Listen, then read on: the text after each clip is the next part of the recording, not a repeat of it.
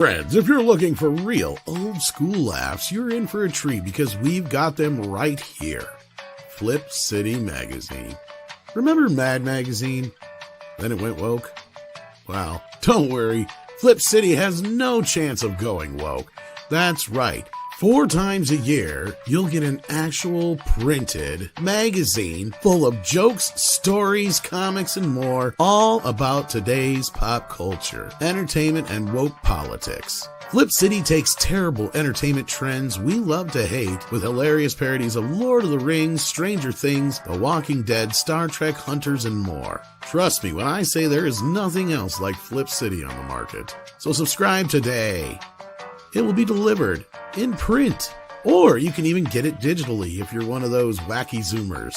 Either way, follow our link and sign up today, and if you put in midnight, you get an extra 10% off. Check out Flip City Magazine today.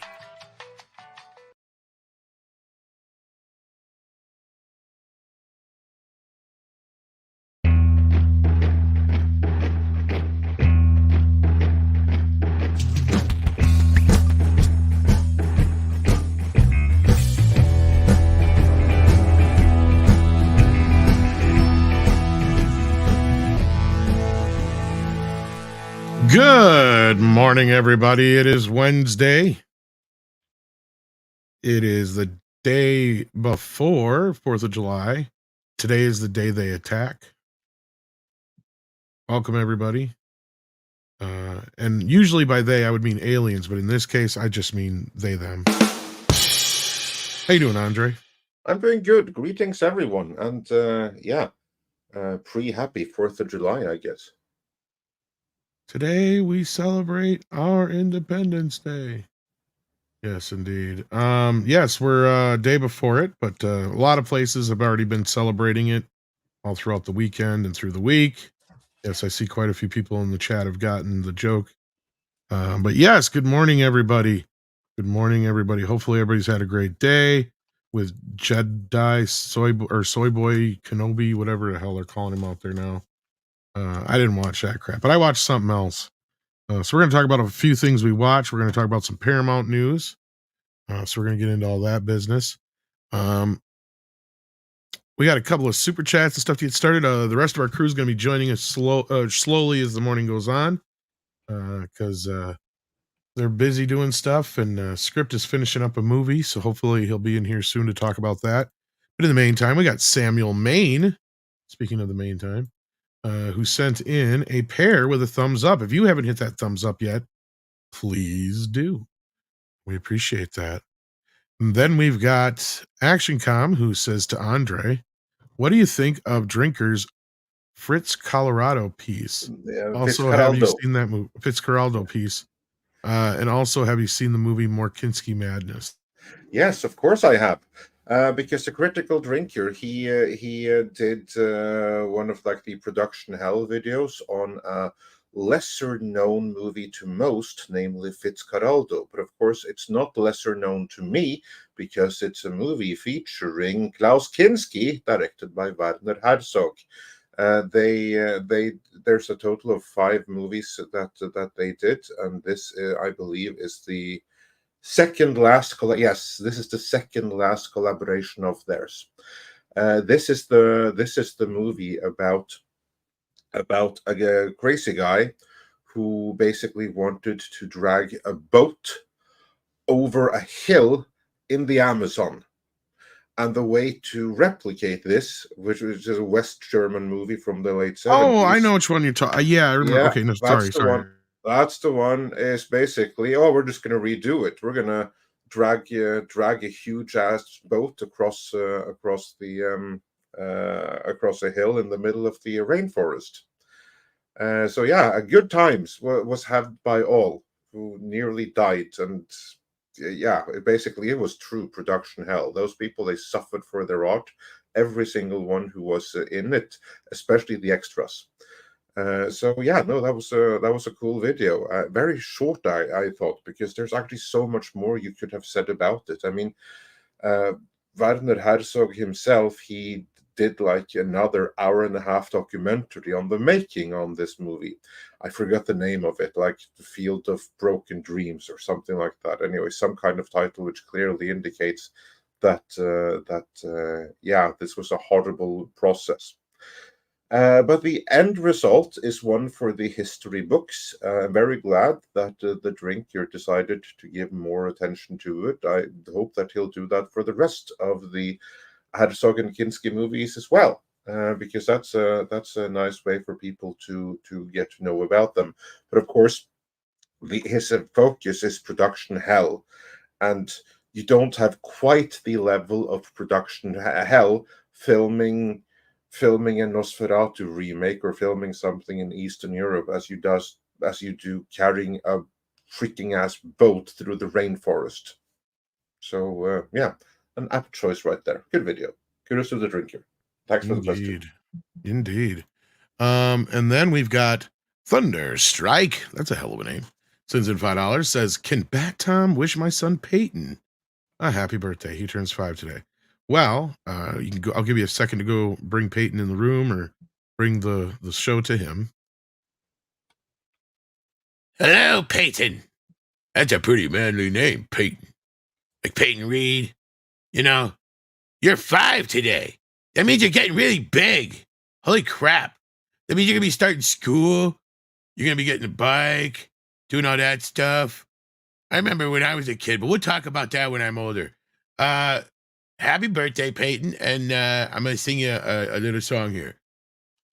Happy birthday to you. Happy birthday to you. Happy birthday to you. Happy birthday, Peyton.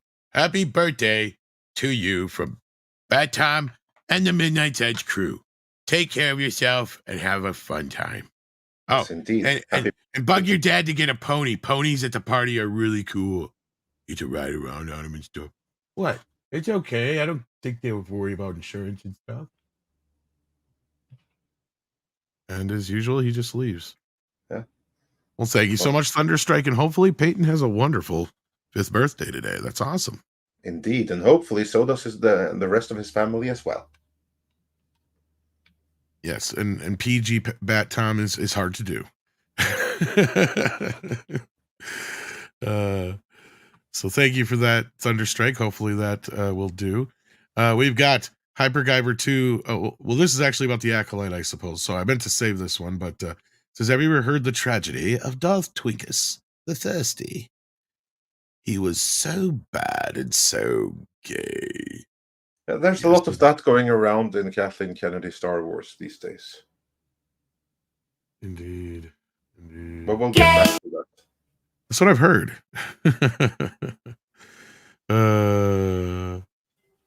But the rest of the super chats at this moment in time, we will get back to because they have to do with a movie that we're going to talk about when Script Doctor gets here. And I don't know if Paul got a chance to watch it or not. But he may show up as well. But we'll see when he does. Dakaiju Gamer sends in a $5 super chat. Oh, and I understand where he's coming from here. RLM have pulled the ladder behind them. Very classy. It's sad to see the group draw a line in the sand and throw other critics under the bus. Well, have they done so again or something? Yeah, kind of. I didn't say anybody owes me an apology, but it's like, you had Gary and a few others coming out against RLM and calling them out on some of their corporate shilling of sorts, let's say. So it's like, oh, they're like, pointing it out. And I'm like, I got shit on for a week for pointing this out not too long ago. So yeah, it's been a downward slope for them. I still don't mind like their best of the worst movies and stuff like that. But like the clip was from EFAP with Mahler and those guys. And basically they're pulling the whole like, well, if you don't like it, don't watch it game. And these are the same guys who basically went through all 3 seasons of Picard when Mike was like practically wanting to off himself for the first 2. So yeah. It's just sad how they've kind of fallen, but yeah, I don't know. It's too bad. If you want to see the clip, I'll just link it in the background here. I don't think we need to really go through it. No, it's fine. I haven't seen anything else of theirs for years. So yeah, I don't blame you. Yeah. Yeah, I mean, I've really stopped watching all their modern reviews I because never saw them. they used to be okay, but they seem so far off. And see, I've noticed and picked up on these little things that they've said in the past too. And everybody's all like, "Well, yeah, but they're not like corporate media and stuff like that." I'm like, "Are you kidding me? They have a bunch of celebrities on all the time." Yeah, sure, they may not be what you necessarily consider a celebrity all in every sense of the form. They always have directors and people like Macaulay Culkin and stuff like that on. So don't think they're not playing a little bit of the corporate game now.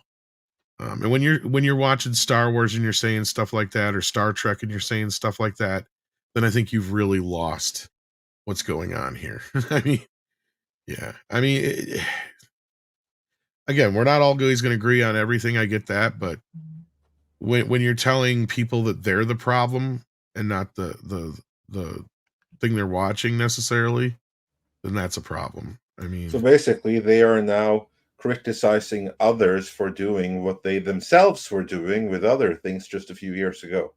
basically that's my assessment. Yes, Yeah. that's a astute assessment of it. Yeah.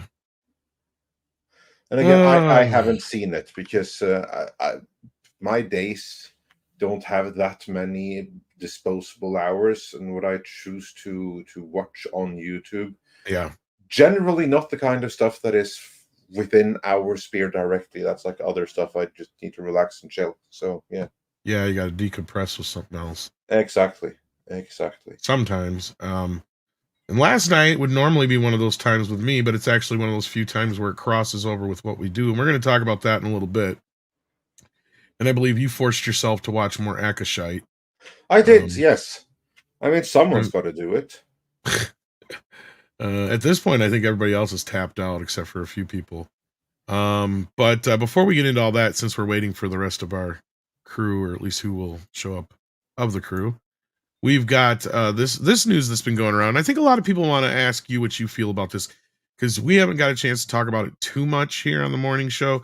We've touched upon it a lot on Midnight's Edge After Dark, but this has been just kind of something that's been going on for a while now. Skydance Media and National Amusement have reached a merger agreement with Skydance for Paramount Global.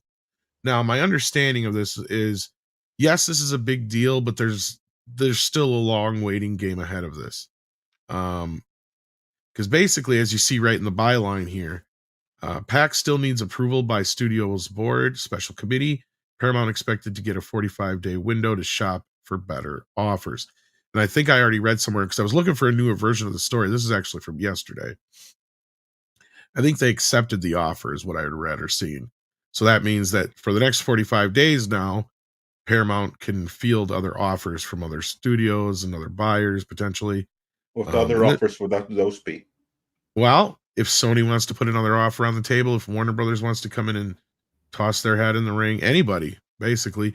Yesterday, I can't remember who bought it out, but BET was bought out for 1.6 billion.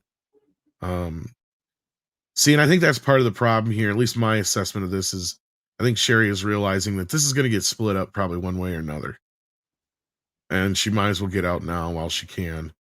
But I'm curious more so on what your assessment of this whole thing is, because it's been a week or two since we've been able to ask you, and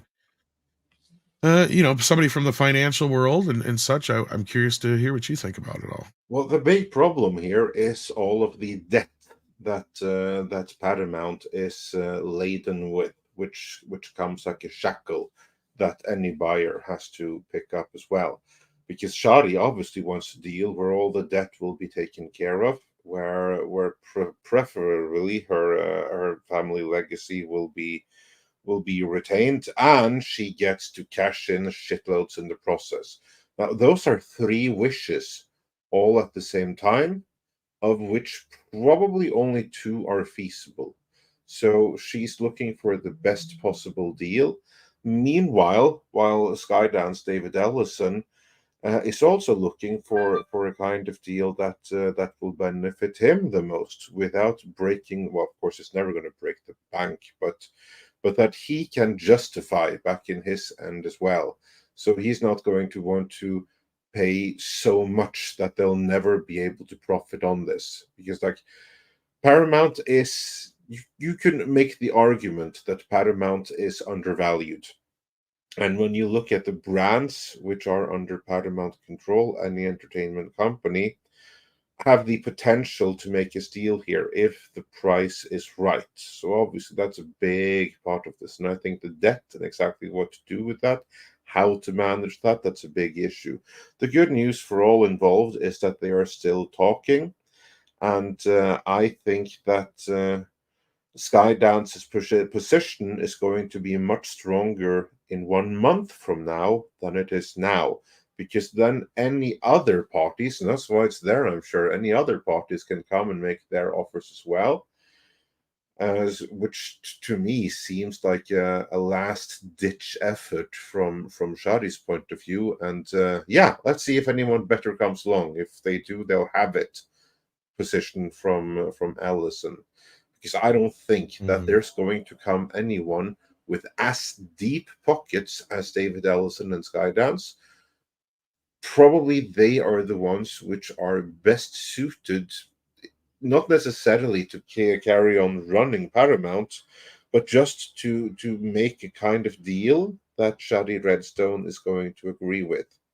Because most other companies, entertainment companies, they will have some very strict CFOs with some more limitations on what they can and cannot do. I think that Skydance will be able to stretch themselves further and are probably the best shot that Shadi has for a deal. I don't know. To me, it feels like you're actually taking the guy who beat the hell out of you and put you in the hospital and giving him the job of protecting you. But only because he's the one that now has the money to pay back more. Of course, yeah, she can go with someone that's going to pay less out of some kind of sense of moral or justice or something like that. But end of the day, I don't think that anyone else is going to be able to come close to what Shadi wants for all of this. And obviously, yeah, Skydance is a big part of the problem. Why Paramount is in this problem to begin with. But given that they are the ones with the deepest pockets, deal is still. Well, I don't know if they have the deepest pockets so much more as they'll probably make the better offer. But now It's Paramount has 45 days. Yeah, but now Paramount does have 45 days to field other offers. I know Sony and Apollo were real interested in taking over, but I think their whole design is they have to split it up because Sony can't own CBS, and Warner. The rumor is still heavy that Zaslav is really wanting to get his hands on CBS. Yeah. And I believe that, and I also believe that we as moviegoers, probably, or moviegoers, TV watchers, what have you, we'd probably ultimately be better off with Zaslav taking that over than Ellison carrying on the whole deal. Because with Ellison, it all depends on who he sets to manage stuff. And we have never seen him hire any kind of good brand managers. Maybe he's lucked out and had good brand people there already before he ever came in, but we've never seen him make any kind of actual decision over this is the guy to carry this thing forward. And when he has made those decisions, it's ended in disaster each and every time. So I'm not too optimistic on our behalf as viewers, but from Shadi Redstone, David Ellison is the one that is going to be more likely to pay what she wants. Case in point, they're even looking at him buying a big stake in National Amusements, which is the basically holding company of the Redstones, through which 80% of Paramount is owned. So basically, if this takes the shape of, well, let's just go and acquire National Amusements instead of Paramount, since if you require National Amusements, you get Paramount. Much simpler deal, no splitting or anything. I mean, that's going to be a very attractive proposition to Shadi Redstone. So we'll see what happens here. But this is one case, I believe, where our interests as viewers and fans and Shari Redstone's interest as I just want to get the maximum return on my money are not aligned. Because the person that can get that kind of paycheck that she wants isn't necessarily the person that I think, on behalf of moviegoers and TV watchers everywhere, is the right person to run a studio. I mean, the only reason that Skydance is a success is because he's like a trust fund baby, and he has It's an his IP daddy's, farm, basically. yeah, and he has his daddy's credit card. I mean, that's the only reason why Skydance is in business. Because if that Yeah. thing was And Tom managed like Cruise. every other studio, well, which he has access to because of his daddy's credit card. And yeah, there's been some hits there when you've had like the right That's what I people in mean. charge. Yeah. But most of their productions, I don't know the details, but not a lot of winners in that crowd.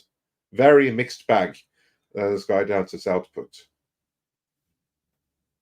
Indeed. And then Matthew W. has been a member for 32 months. Says, wasn't there some other billionaire trying to buy Paramount? Happy early kick the king out day to us Americans. Indeed. And thank you for that, Matthew. Yeah, there was Byron Allen. I think that's who you're thinking of. I don't know if he's necessarily, because that was the thing, is his offer was a very low offer because he didn't have uh, the backing to make a bigger offer. But the I think the rumor was at that time he had more or less his designs in BET, and BET did get bought yesterday for $1.6 billion through a group of investors, I guess. So it doesn't specify who. So I don't know if Byron Allen was one of those people or not, or if he had anything to do with it at all. But so that's, I guess, a done deal, and Paramount got a little bit of a boost in their stock because of that. But yeah. At this point, I think some of these things are going to be piecemealed out. I was even hearing rumors about Star Trek and people who are hovering around that and what's going on there and stuff. So it'll be interesting to see in the next 45 days or so how this will pan out for everybody involved. But I think it's sad for the shareholders because Sherry done screwed a lot up in the last year or two in this situation, if you ask me, because now the company ain't worth half or a third of what it could have been. And I think a lot of it's just because of them dragging this shit out for so long. Well, that's just me, but that sounds like that's about all you have to say about that. So Yeah, I mean, it's relatively non-news. Basically, yeah, we're still talking, and that's kind of like the news now. there you go. So we'll have to wait and see where that develops from here. I know some people are already run with it like it's a done deal. This isn't necessarily a done deal, as we see here in the byline. It has some time, and then it has to go through regulations and everything too. So that's another thing. But so with that, let's see here. We've got Thunderstorm again sending in 499 and says, I've been watching The Acolyte. I like recent episode 6. Consistency with episodes is an issue. Well, you've been watching this show, Andre. I haven't. I've been avoiding it for my health. So who is Soy by One Kenobi here? He is, of course, the personal assistant of the green lesbian super duper Jedi. You know, the one who's played by the wife of Yeah. the showrunner, Varnestra, or whatever she's called. This was the episode where we got another male role model on screen. So, yeah, this is this paragon of masculinity is another example of men in Kathleen Kennedy Star Wars. And if you think that he looks like a complete and total geeky soy boy based on that picture, that's exactly what he is on screen as well. So yeah, very safe, very non-threatening. This is what I could see going around about the show last night. So this has to be the thing that most people are talking about, I guess. And they use the term thing lightly, I guess, or not lightly. It's that, and then it's the Harvey Weinstein "come join me in the pool" scene. Interesting. Yeah. It's not quite like that, but that's what some speculate is what may have motivated Leslie Headland to write it. So it's like just the general soyness of the character on screen, plus the lead of the show watching as discount Ezra Miller go skinny dipping. Interesting. Oh yeah, I've seen that. Yeah, people were saying it was kind of awkward. So what did we learn this episode about the Acolyte? Well, nothing really. It was half an hour of pure filler. We learned that the hamster is completely useless, an annoying little troll. Wait a minute. And this is episode 6. Shouldn't you be setting up your last couple episodes here for your climax? yes, the episode begun with the promise that Mr. Squid Game is going to tell what really happened, and then there was some diversion in between, and then the episode ended on the promise that now he's going to tell what's really going to happen, and we're all going to listen. On that, and there the episode ended. So ever since episode 1, we've basically been waiting for him to tell what really happened, how it was the Jedi that somehow killed all of the lesbian space witches. And that's probably the story we're going to get now, how the Jedi were really behind the killing of the lesbian space witches because they're lesbian or something. We're fine. We're fine. We're all gay here. How are you? Yeah. I'm glad I'm not really watching this. So this episode may be the biggest filler episode yet. The only thing that we seem to have learned of any kind of significance is that when he went skinny dipping, we saw that the discount Ezra Miller, he has a burn on his back, a whip shape burned, while Venestra, she uses instead of like a regular lightsaber, she has a lightsaber whip. So it kind of looks like she might have whipped him with it, and somehow it didn't splice him into two, but it left a nice little burn. So he has trained at Jedi as Jedi at some point. So probably he's one of the past Padawans of Venestra. That's what I took from it. Yeah. The other thing people have been talking about, I don't know if this was addressed in the show or not, but apparently Sith is now a derogatory term, a derogatory slur, I should say, used by the Jedi, according to the Screen Rant report. I don't know if you saw this or not, but well, it didn't stick out to me. As I was watching it, maybe I should have paid more attention do to it. better. But was Sith a derogatory slur? Well, yeah, of course. Now they want to take the term back again. Yeah, that would be some Leslie Headland writing right there. Yeah, the headline above it, or the write up above it says, Dank Farrick, there is actually a history of Jedi creating derogatory terms for dark side users.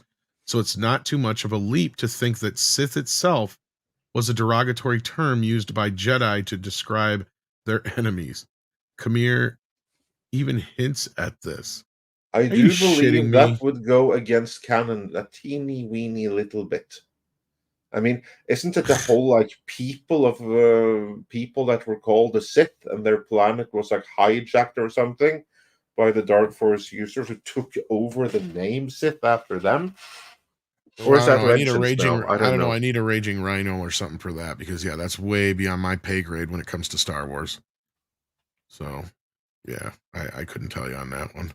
But I've just always known they were Jedi and Sith. And that's been that way since they ever even muttered it in the movies. Because it was in all the literature around the movies. Even though I don't think the term Sith was even said until the prequels, but yeah. We knew it years before the prequels, so it's always been a thing. It's like, it's just... Or Ryan Cannell, yeah, one of those guys would know. Okay, so Sebastian Simonson says Sith was a redskin near human race. Yeah, because that's what I seem to recall, that the Sith were a race of people unrelated to the Force, but then their planet was like basically hijacked by people or by former Jedi experienced in the dark arts, and they gradually took over the planet and even took over the name Sith, even So they're though using they it as weren't like that. an indigenous being taken over by another group kind of thing. Well, or kind of like when Rey suddenly claimed that she was a Skywalker, a name she has zero claim to, but she just decided, "Hey, I'm Skywalker now." I think that's what the Sith did. Like, hey, we Okay, so then took your culture, your history, you're Sith now. now we have another one here who says Alturiel, who's been a member for 3 months, says that is BS. Sith were from Sithari, race of dark side users from Korriban, were where original dark side users from pre-Jedi Order split. Okay, so there you Well, I go. knew there was something like that, Yeah. but what I And don't DS know is if that's legends or if that's something that Lucasfilm isn't beholden to, or if the powers that be decided to change that. I really cannot say. and DS Ford has been a member for 32 months. Just want to acknowledge Awesome, that. glad to have you. And we also have Script Doctor joining us. Script Doctor. Hey, Script. Hey guys, sorry I'm late. Just finished watching Beverly Hills Cop. We'll talk about that in about in a little bit. 5-10 minutes. Yeah, so hang on to that thought. While did you watch the Acolyte crap? Oh, last night's Nothing episode. Yeah. I saw Yeah, that. so go ahead and talk about that with Andre real quick before we get to Beverly Hills Cop. Wow, it was really important that we got to see a dude bathe in the water.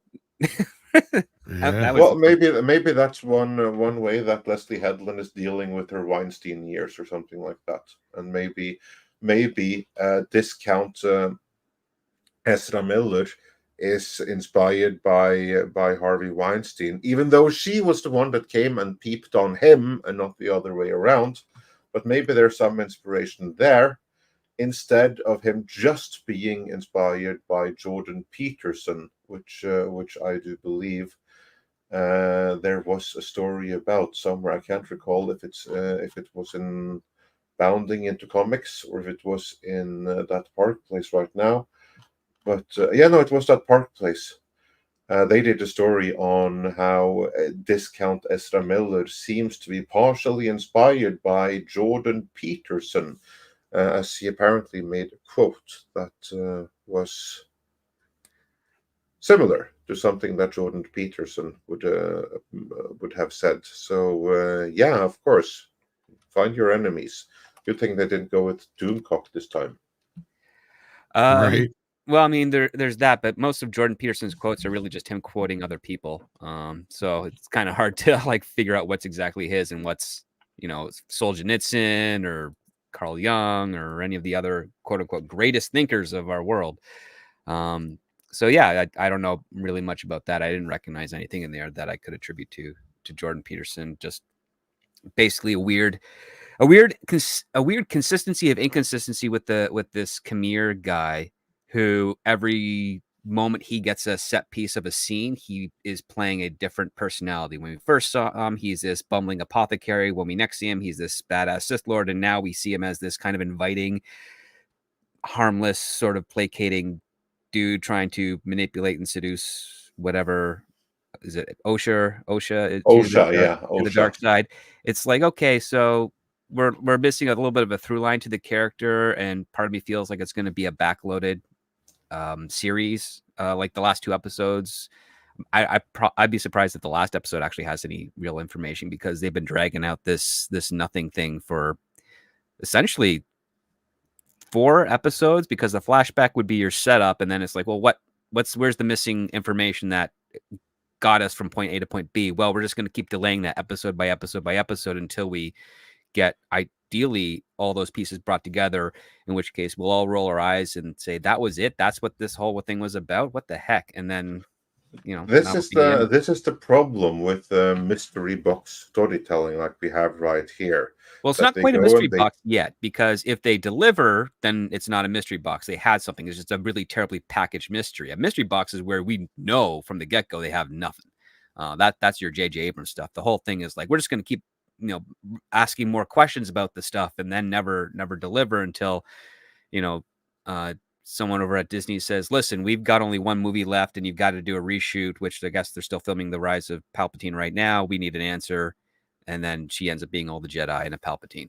Like that's it right now. Like right now there's more things in place that suggest they have an answer, as opposed to with the Disney Star Wars stuff and what J.J. Abrams does, which is he has never had an answer. Everything that he does contradicts everything. Look at Alias, look at Lost, look at the sequel trilogy. Nothing ever makes any sense. This one, I can give it a little bit more credence that there might be a direction, because at least even though the setups are terribly obvious, they are properly set up for the payoff that they reveal. They actually connect. I mean, the Khmer being the Sith guy, way too obviously set up, but at least that's what actually it was. It wasn't a terrible misdirect or anything else. It was just, nope, this is the bad guy. We're not going to, it's obviously dumb, but yes, this is the bad guy. It's not the mystery box thing. It's not the out of left field. It's not, hey, here's Lando after 2 movies. She knows how to get from point A to point B. She just does it so terribly obvious and very pedestrian like. It's kind of laughable. Yeah, no, I do believe that we probably will get the answers. I just think they're going to be tremendously disappointing when we do get them. That's where I am. Yeah, we'll get answers, but they're mundane, and I have to say I'm really not that curious about them in the first place. It's like, yeah, okay, fine, one way or the other, the Jedi killed all of the lesbian space witches. We get it. And it's like the big shocking reveal, and they hid it from it's the conspiracy. Like it's 50-50 at this point that there'll be an answer that makes sense. Terrible sense, like not fun sense, but makes sense to what we've seen before. And then there's another, basically that's it. 50% chance that it's going to make sense. It's going to be stupid, boring, probably very amateurish in nature. Maybe one step above a Dave Filoni story, because again, I would say this: the dialogue in this, while cringy, is a lot less cringy than the stuff in Ahsoka. Yeah, I can see that. I wasn't terribly impressed with either of them, so it's kind of like comparing one unbelievably boring thing to another unbelievably boring thing, because they're both. Well, it's like, which one is going to win the race of the most boring at this point? It's really tough. I will say this: the last episode was the closest to a Dave Filoni-like episode, because it had these long, drawn-out shots, these weird, silent moments that make no sense, that are trying to make it feel like it's deeper than it actually is. I'm like, okay, did Dave Filoni direct this? No, it's some other person who I've never heard of. Okay. Oh, yeah. Yeah, no, I believe I've seen the name in a number of past productions, like one of Disney's go to. Mm-hmm. When it comes to TV directors. But no, I see what you mean, and I thought the whole episode was kind of like frustrating, because again, it was just more filler with nothing really of any kind of significance whatsoever happening. Right. The beginning, we are kind of like teased that now finally Squid Game is going to tell us about what really happened, and of course I use now finally quite liberally here, because I don't really care, and I don't know how many others do. But either way, the setup is beginning of episode. Now finally he is going to tell what happened with the lesbian space witches. Yeah, at the very end, it's like, now I'm going to tell what happened to the lesbian space witches. So you just sit and shut up and pay attention, and it's done. Yeah, basically, okay, that's your quote unquote cliffhanger. I thought it was really pedestrian the way that they were setting up Green Leslie Headland wife as the person that kind of knows who Khmer's is. I took it to infer that he is probably one of her past Padawans. Yeah, or she at least knew him in some regard. Yeah, but it just feels, it feels a little bit too on the nose. Yeah. I mean, that Twinkie Jedi talking all the stupid exposition there, and then the really lame way they try to frame it, and the quote unquote emoting of her to try. It's like, okay, yeah, you've even with makeup on, you can't act. Jeez, lucky you're sleeping with the showrunner, because no one else would hire you with that. Were you excited to finally see the light whip in action? He-Man did it better. Did He-Man have a light? Oh yeah, He-Man had a laser whip. And Dolph Lundgren. Indeed, I had forgotten about that. Yes, I agree. He did it better. He couldn't even use it. And what a useless thing is that when it doesn't even cut through things? Case in point, Smiler Ren. He has what looks like a scar from that lightsaber whip on his back. But it obviously didn't cut through him. I would think if you get whipped on that thing, that's not going to leave a burn on your skin. That's going to burn all the way through you. But I guess not. Well, you know what? Maybe he used to be a woman and was stabbed once by a lightsaber, because you can survive a single stabbing. It's 3. That's what kills you. That's that's exactly. I have to emphasize that. No. That female Padawan in the previous episode, she was stabbed 3 times. That's what did it. Once she would have just walked off. Yeah, it's the triple tap. Like when you're fighting zombies, you do the double tap to the head. When you're fighting Jedi, female Jedi, it's triple tap to the torso. That's how you get rid of them. But for men, a single tap will do. Yeah, but for men, a single one will do. Yeah. Well, as you all can hear, we are not terribly impressed with this most recent episode of The Acolyte. I think that the ratings... I would be more impressed if you guys were impressed. Yeah. I think the ratings on this one are going to be even more in the gutter than what they've been so far, because for the first few episodes, there was a lot of interest, because this was a project that we have all been excited to see come and burn and crash upon release, and it did not disappoint in that regard. Everyone who were hoping that this was going to fail and were rooting against it, because that's where Star Wars is right now. It has the fans, formerly loyal fans, rooting for things to fail, and in this regard, The Acolyte did not disappoint. But now people are used to it, so now no one cares anymore. And I don't anticipate that the last 2 episodes are going to get anyone any more excited for the rest of the series or whatever comes afterwards. On the contrary, I think more people are going to be turned off of Star Wars forever following this series. Maybe not many more, but certainly some more, which I'm sure they will notice in Disney Plus subscriptions. But Script, what say you? Any final thoughts on the series, or what the powers that be may feel about the response? Are we all wrong?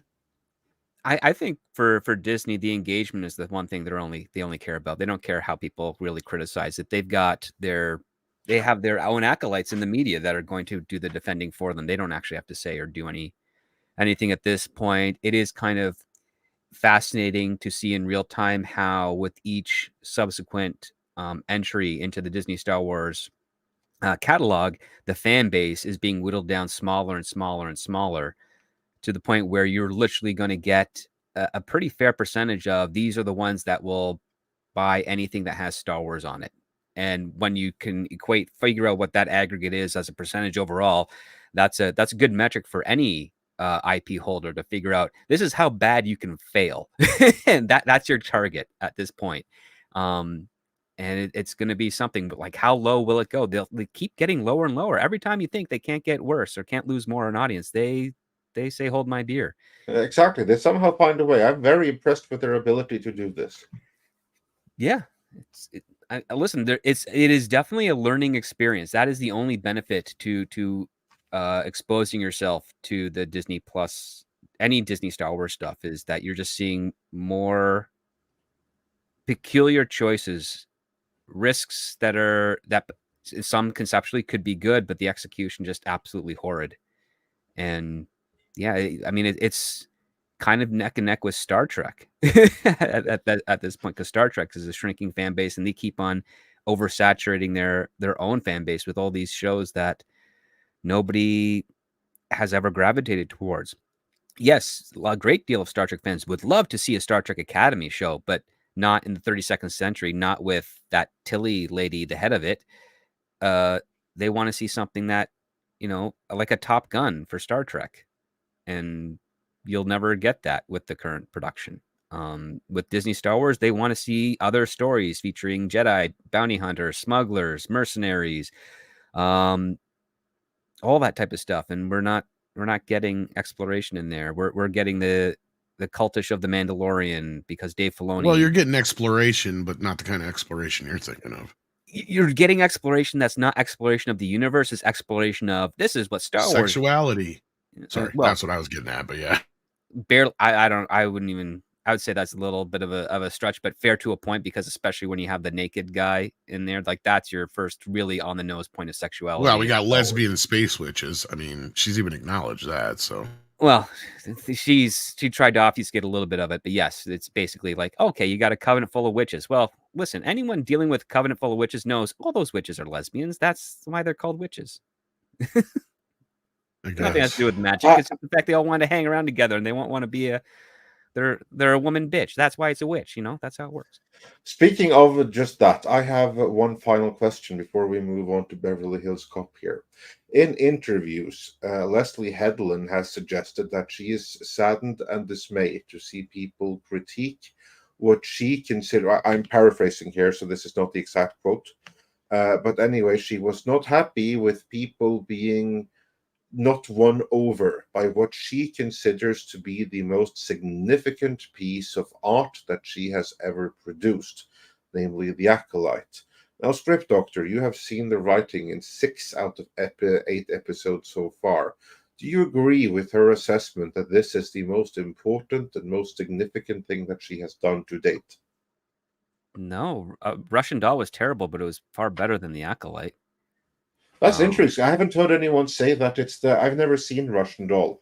I take a look at the concept, the trailers, and I was like, oh my God, this looks dreadful. But it is pretty dreadful, yeah. But everyone I know that has seen it, they talk about, wow, this is so amazing. I know that's why she got this gig in the first place. It's interesting to hear that you say that it is what I thought it looked like. I mean, listen, she may think that. And listen, I've written stuff recently that I think is far better than the stuff I've written in the past. But I've also gone back to the stuff I've written in the past and be like, oh man, why did I write that? That was garbage. That's just a normal mentality that a lot of writers have. But I don't know whatever she is seeing in the writing that she is given and the direction that she's made, along with the other guest directors and whatnot. I don't know if it's if she's got the translation right, because whatever she's got going on in her head is not coming across to me, and apparently isn't coming across to the rest of the audience. No, it would appear so. Indeed. So let's see if there's anything about this in the chat. I don't know if this is related to it, but it might be. Matthew W. says with $5, you would never know the company that greenlit this crap owns a major TV network that makes real TV shows. Yeah. Yeah. I pretty sure that has to do with this. Oh, like ABC. Yeah, ABC does make real TV shows. Yeah, they do. And it might be like the animation department over at Warner Brothers before Zaslav took over, where there's TV and streaming and nobody really communicates between the two of them to actually like. I was just going to say, at least they're learning their lesson. We talked about this, I believe. I don't know if we brought it up on the morning show or not, but that basically they're smart enough to take 3 of their bigger projects coming up here and shift them over to HBO instead of having them be Max exclusives.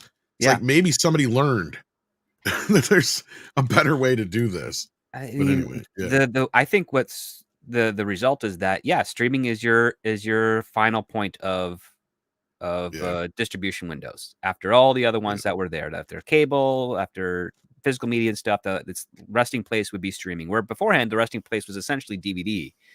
But for the people that don't have the space to hoard DVDs, like Tom here, and that space is getting limited. Streaming is a decent compromise to that. Yeah, I mean, it makes sense as far as this show goes. Yeah, from everything I've seen of it, looks cheap and amateurish. The money. I would love to see a forensic accountant take a look at how the money was spent, where it was all spent.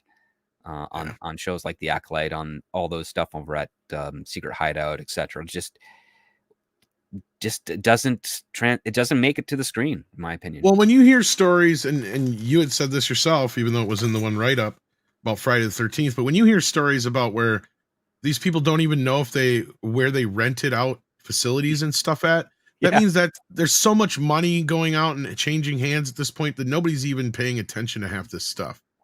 Right. So that's Yeah. where all the money goes. I think that's a good point. I mean, with a smaller budget, you're at least able to track it a lot easier. You also have a greater incentive because when you have a smaller budget, presumably you're a smaller production company, so that smaller budget matters a hell of a lot more to you.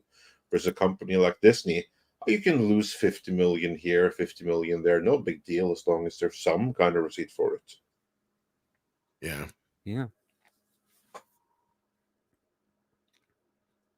Sorry, I had to cough there. No, that's okay. I'm actually just wondering a question, Tom. If we were to take every single DVD, Blu-ray, 4K that you have, let's average it at $20 each.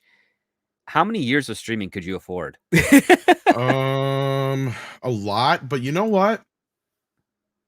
I still think streaming sucks. Oh no, it does. But it's just like, I mean, I'm just saying for the people that don't have the means to have a collection as broad as yours, there's actually a financial balance to it. But it comes at that really big issue that I saw this morning that you tweeted about. Yeah, so that kind of gets us into the Beverly Hills Cop bit, but yeah, so I haven't had Netflix since I don't even remember when. I'm trying to remember. Probably Cobra Kai last season. That would be my guess. And I'm sitting here trying to watch the goddamn movie last night, and it played for a little bit, but then it was getting all jittery. So I refreshed my Roku, and then 2-3 times I kept getting the 20% and it would just get stuck. I remember why I canceled fucking Netflix and most of my other streaming services, because guess what? Streaming sucks. It does.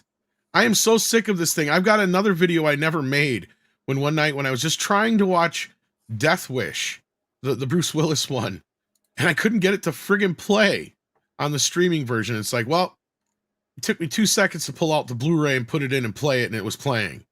I didn't have the problem, you know. It's like, oh man. So if the internet ever goes out, I'm fine. But anyhow, that being said, thank you, Matthew, for that. Zephyr's been here for 32 months. Thank you for the support. Shinotsky's been here for 24 months. That's 2 years. Thank you for that. And then we got Ben Dowdy, who just says howdy. That rhymes. And we've got Destiny Captain, who says the Ferengi did energy whips better. Oh, yeah. Yeah, and the Star Treks. Well, yeah, their whips were also... Yeah, this is true. They did them better. Well, to be fair, though, we have only seen Vernestra use it once to attack the local wildlife.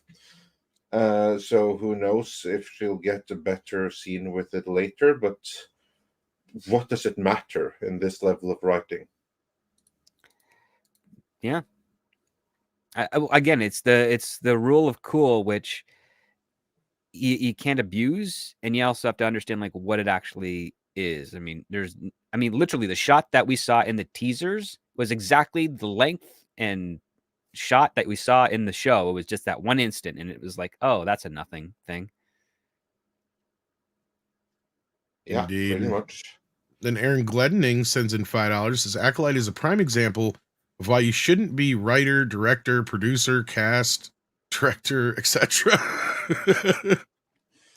You can do that if you have exquisite talent and exquisite friends with whom to fill those if you're roles Jack with. Nicholson. Well, if you're a showrunner, you learn all those skills when you do it, when you are a proper showrunner. And I don't think Leslie Hevlin is a proper showrunner. I've been doing this since 2006. I'm not a proper showrunner. I would never put myself in the responsibility of that. I would always grab someone that has way more experience than me and learn from them. At this point, she chose not to. You know, that's another thing, and this kind of reminds me of some of the other stuff. Why are these people like the She-Hulk thing? Why is it these people so seemingly adverse to advisors and shit? Or the advisors they're clearly not listening to? Well, they're a bunch of girl bosses. I mean, maybe they believe what they spend and think, yeah, I can do no wrong. I'm innately superior. Well, I mean, it's a sad aspect of the fact that I mean, it's a bad look for women because there's been a stigma for many decades that women are not good managers of things, whether it's in retail or companies, what have you. There's always that thing. There's always the exceptions to the rule, of course, but we get this stigma of that. And now, over the last almost 10 years, we've seen that for some strange reason that this generation of women that are coming into running shows, directing, and whatnot are not good at that either. And I just don't understand why. Part of me suspects that it's because they don't like to take advice. At least these particular examples that we're citing, the Leslie Haslands, the Jessica Gauss, they're basically saying, I'm in this position, I've quote unquote earned it. I shouldn't have to learn or do anything that is not of what the other people say. Who cares if they have more experience than me? I got here, I'm in the job, they're not, so it's my way or the highway. And I'm like, that's the bad mentality. I think it's a byproduct of the woke, obviously. I mean, I guess that kind of goes without saying, but it's the idea that like how they ousted Lassiter, for instance, because they didn't want to listen to an old white dude. It's like, yeah, well, that old white dude's got 30, 40 years worth of experience. Yeah. Has from their point of view, being a white dude.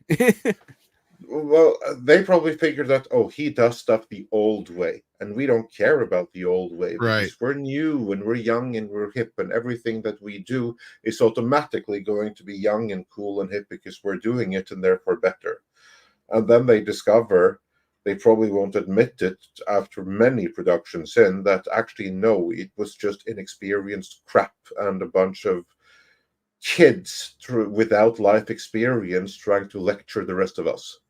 Yeah, it's a complete misunderstanding of the fresh eyes rule. And the fresh eyes rule, for those that don't know, is that when the younger generation comes in, they're in the pupil position, and it's ideal that their fresh eyes looking at the industry will point out to various little mistakes that end up leading to bigger problems down the road. It's like that's their attention to detail. They're learning everything new. They're an information sponge. They're absorbing it all up, and then you, as the mentor, pick up on what that is, and you adjust your training to fit. And correct that mistake so that generation will come up to your level, have fewer mistakes in the future, and then the next generation with fresh eyes will identify the next round of new mistakes that come out of that, and it goes into a cyclical factor.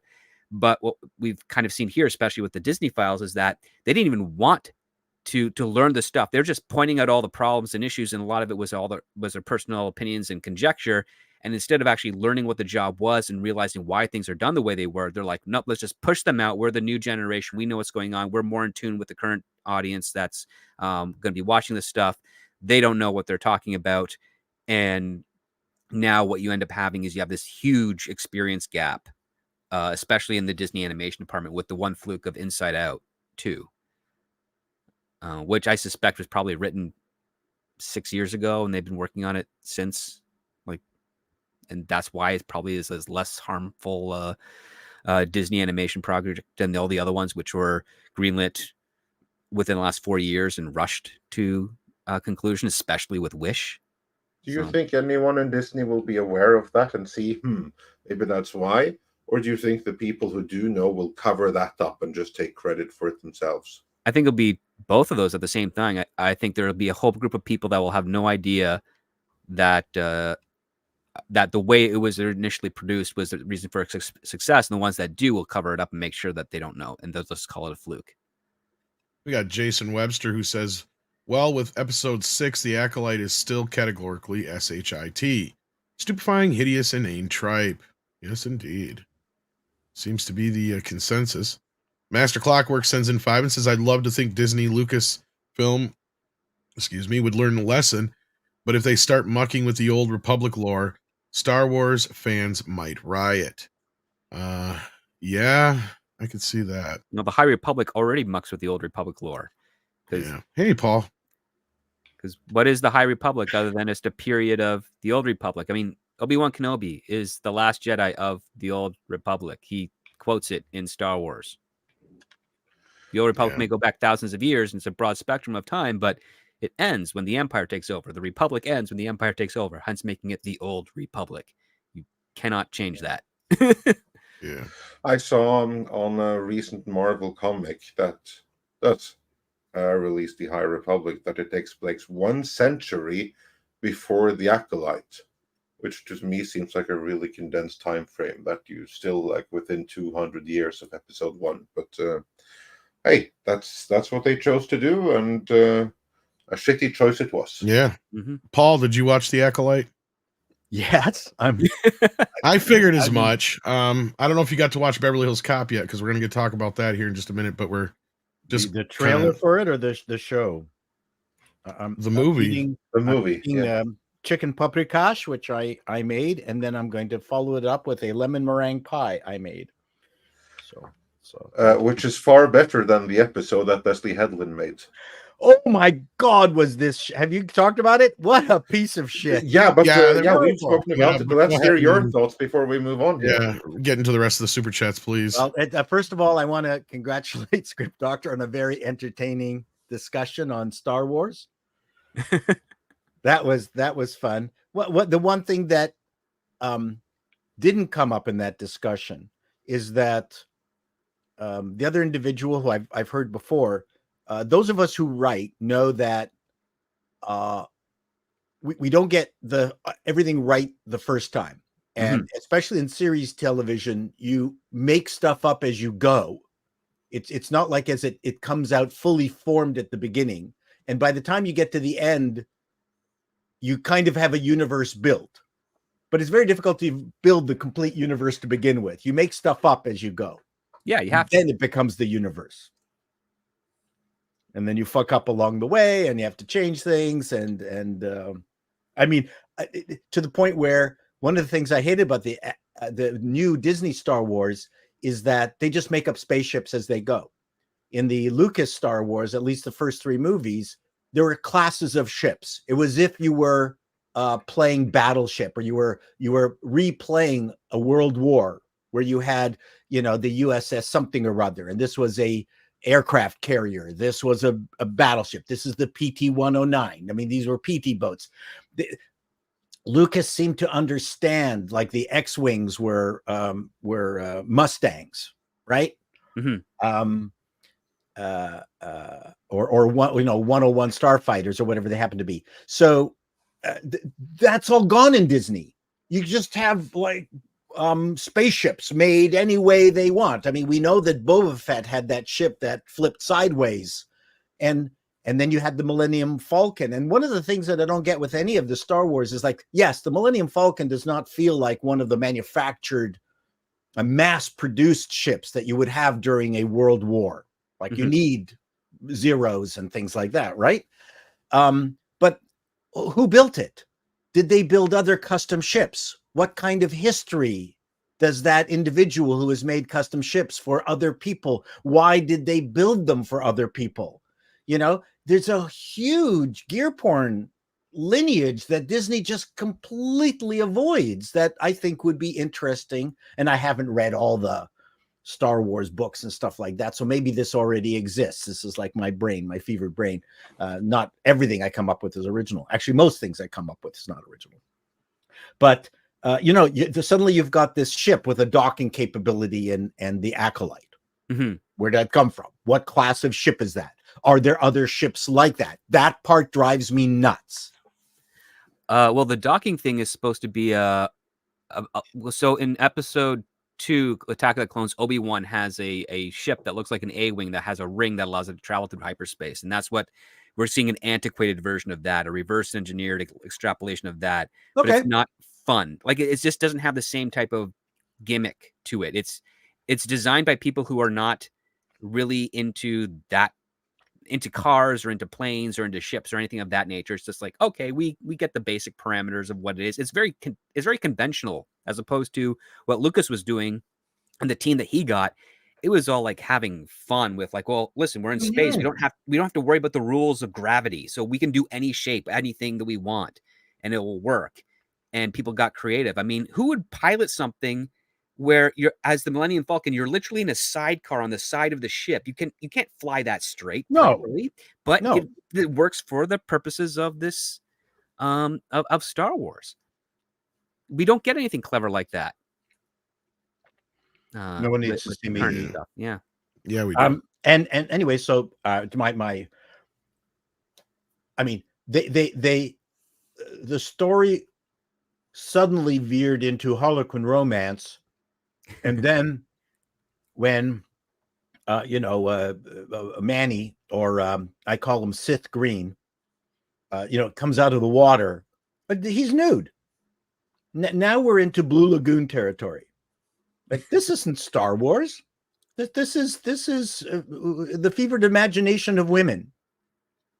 And she's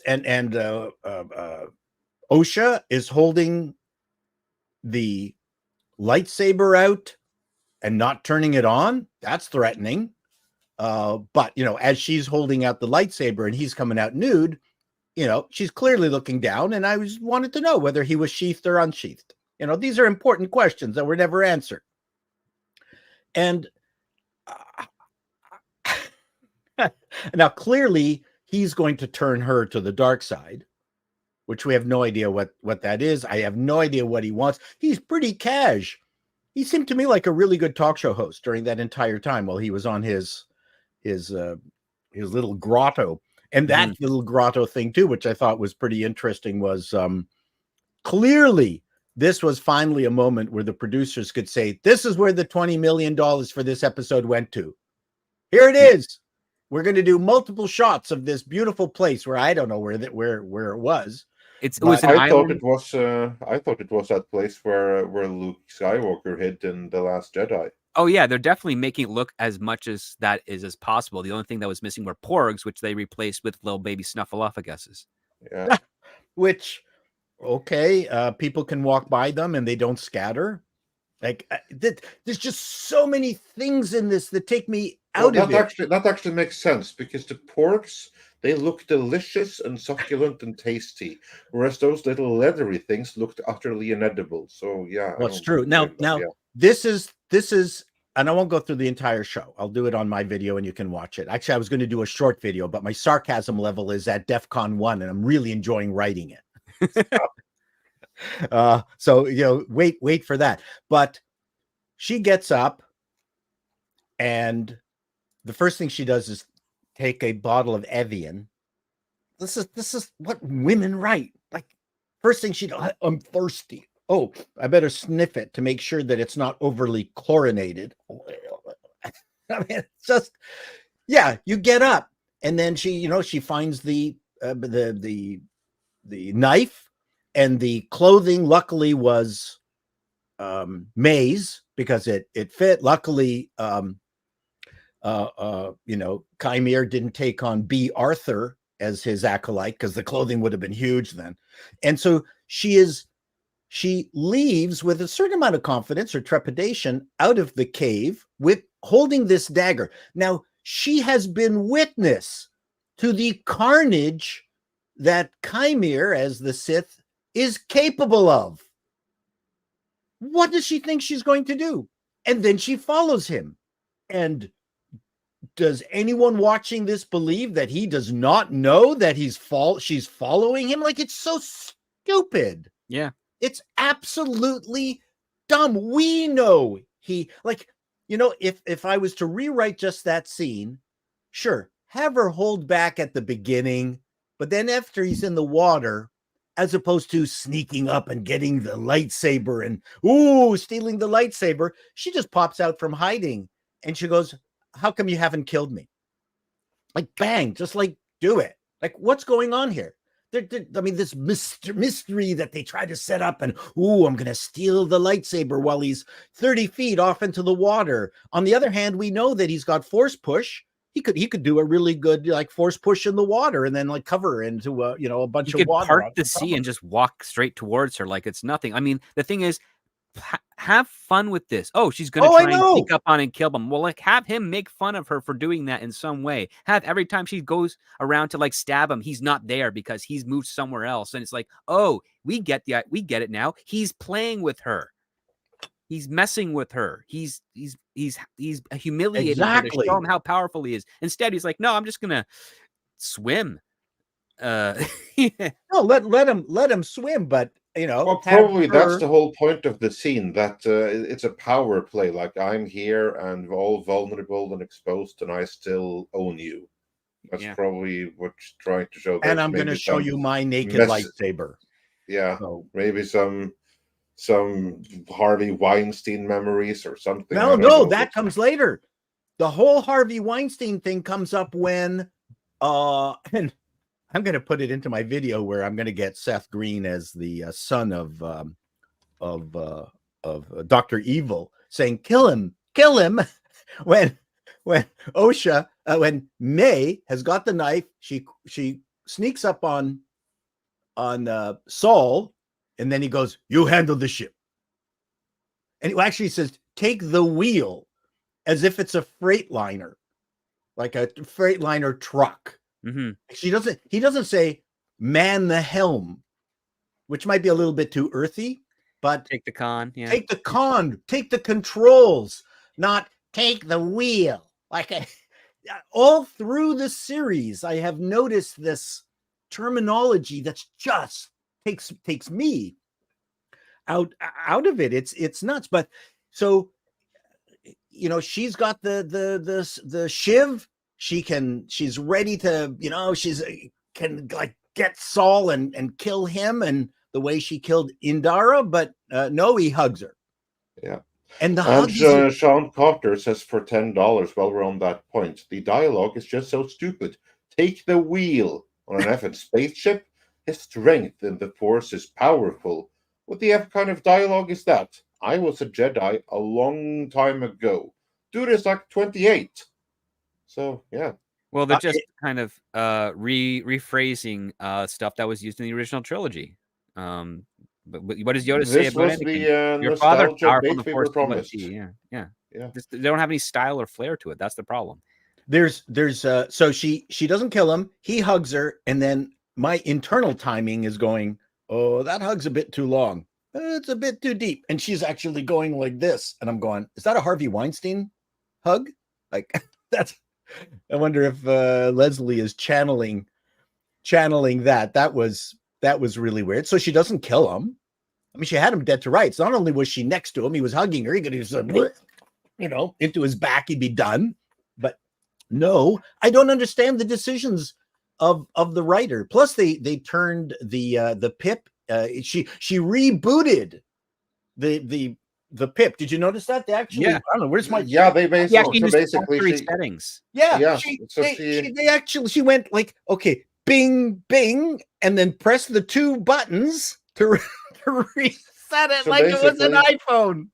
yeah, so And basically how did she know the spaceship? How did she know that specific spaceship? How well, that, maybe it's a that normal Tamagotchi to have, and basically she just killed Osha's Tamagotchi. It's Yeah. it just is so stupid. Well, on that note, That's why I enjoy watching it. Anyway, so Yeah. stay tuned for my review. I'll have more of this in it. well, Jay sends in 5, and I believe this is about Leslie Headland. I've heard from multiple artists that you just have to get used to the fact that not everyone will like or understand your work, regardless of ego. Yes. Yeah, that's true. This appears to be a very useful skill for an artist to have. Yes. Technically, the Indeed. rejection of Hollywood builds you that thick skin so that you learn that. It's kind of weird seeing certain players that should have had that experience react to the way they do. And then you got Shanatsky, who says with $1.99, thank you so much. Headland fake being an expert, even if it's shit. Yeah, she said that. She did. But I mean, that's Hollywood in general. I think she was trying to say the fake it till you make it bit, which is just kind of Hollywood in general, but it just came off the wrong way. And in some ways, it might have been some sort of cell phone, I guess. Now, my understanding is too, a couple of episodes were written or co-written by the guy who did Mr. Robot. So Mr. Robot was, I mean, I didn't like the show, but it was at least reasonably well written. So I don't know, like this is all means it's gone through Headland or Filoni or something, but somehow this is so badly written. Well, this is a point where we've learned, and Russell T. Davies, I think, is a good example of this, and some other creatives where I'm not saying that they shouldn't have been restrained to begin with, or at least it felt restrained, or however you want to put it. But now it seems like now that the restraints are off, a lot of these people are able to just run with their agendas first. like that seems to be, to me, the bigger problem here with this whole thing. And it used to be the constraints or whatever invisible constraints that they felt like they had on themselves helped in the past. Oh, So absolutely. I don't, You have to be more creative to get around them. Like that's the best part. I mean, that's the double-edged sword of censorship, right? Like we don't like censorship to a degree, but because of censorship, we get other terminology and other clever ways to convey the same joke that we would do that would otherwise be kind of too on the nose, too obvious, too boring and forgettable. When you get something where Seinfeld has their entire episode called The Bet, which is about how long can you prevent yourself from self-pleasuring. That's a whole brilliant episode, and it's very funny, and it's one of the most memorable ones, but they never say what it is they're actually doing. They talk around it in very clever ways, and they have fun with that. You don't, when you don't have those restrictions, you have no reason to be creative. And I think that's one of the things you need. You need that. You need something you need an obstacle to get around so that you can be creative. I was going to say, it doesn't have to necessarily be censorship as an obstacle. I mean, Jaws is my go-to usually for an example on that, because just the obstacle of the shark being a pain in the ass and not working forced Jaws from being a B-level monster movie into what it was. So, I mean, it's a bigger, longer story than that, but that's the short version. But and then you got Terran Axe. I think I'm saying that correctly. Sends in €5.99. Says, only good thing that come off of the Acolyte for me is that it introduced me to your channel and others like you, Brofist from NL. So Netherlands. Thank you so much, Torrin Axe, and we're glad you found us. And honestly, that's kind of the same thing with The Last Jedi or whatever. There's always that thing, and you're absolutely correct, that you finally had enough with or whatever, and you sought out people who, to justify that you weren't crazy, I guess, for lack of a better way of putting it. Like, is it just me, or is it, what is the deal here? So yes, mine was Ghostbusters, I guess, and sort of Fantastic Four, but more so Ghostbusters. But The Last Jedi was a big one for a lot of folk. Star Trek Discovery, we got to meet a lot of people from that. In fact, that may be where you came in, Script, I believe. Oh yeah, that was because I was going to say, remember that. There just seems to be so much pettiness in the Acolyte. My understanding is that a lot of the quotes, the evil quotes that Chimere or Sith Green is making are quotes Sith from Green. I like that. Sith Green is Jordan Peterson quotes, altered. Yeah, Andre had said that. Yeah. They absolutely hate Jordan Peterson in Wokeland. Oh yeah, there's a whole season of the Flash television show was dedicated to trying to make fun of him because they were doing a show doing the villain called the Thinker, and about really and when he started out the season, it's an original take on the character, and a couple episodes in, they slick his hair back, and then they have the guy fiddling with his wedding ring in the very same manner that Jordan Peterson does, and they basically turned him into a Jordan Peterson character for the remainder of that season as he was on the rise of getting popularity on social media. It was very obvious. And the big evil in She-Hulk was supposed to be Jordan Peterson. Like, what is with this unbelievable fascination, this phobia with Peterson? Because they tell you to just pull up your bootstraps and do it yourself. Clean your Instead room. of waiting for somebody else to come to you and do it for you. Yeah. Read Solzhenitsyn. Follow Carl Jung. Understand. Make love to a lobster. Yeah. What's funny is I've heard that they've recently gotten more into religion. So yeah. But anyway, that being said, we got some more. The problem is, no, my point is that it's petty and tiny and dated and dated too. Yet these people are so fixated with this stuff, it just shows how small their thinking is. Indeed. Man, someone said, "Oh, you try to rewrite Star Wars." Quite frankly, I could do a better job than anything I've seen so far. Yeah, I'm not saying I'm going to be good at it, but I can be. I can. I feel that way about a lot of things. Yeah, I'm sure Script feels the same way. Well, and he has more of a reason to, but yeah. Well, and I am kind of from the same boat. I tried being a script doctor for a while, and then woke happened. So yeah, I'm not even kidding. Dr. Longdonglers sent in a thumbs up to remind everybody to hit that thumbs up with a pound Yes. 99. Hit Yes, that please do thumbs if you up. haven't yet.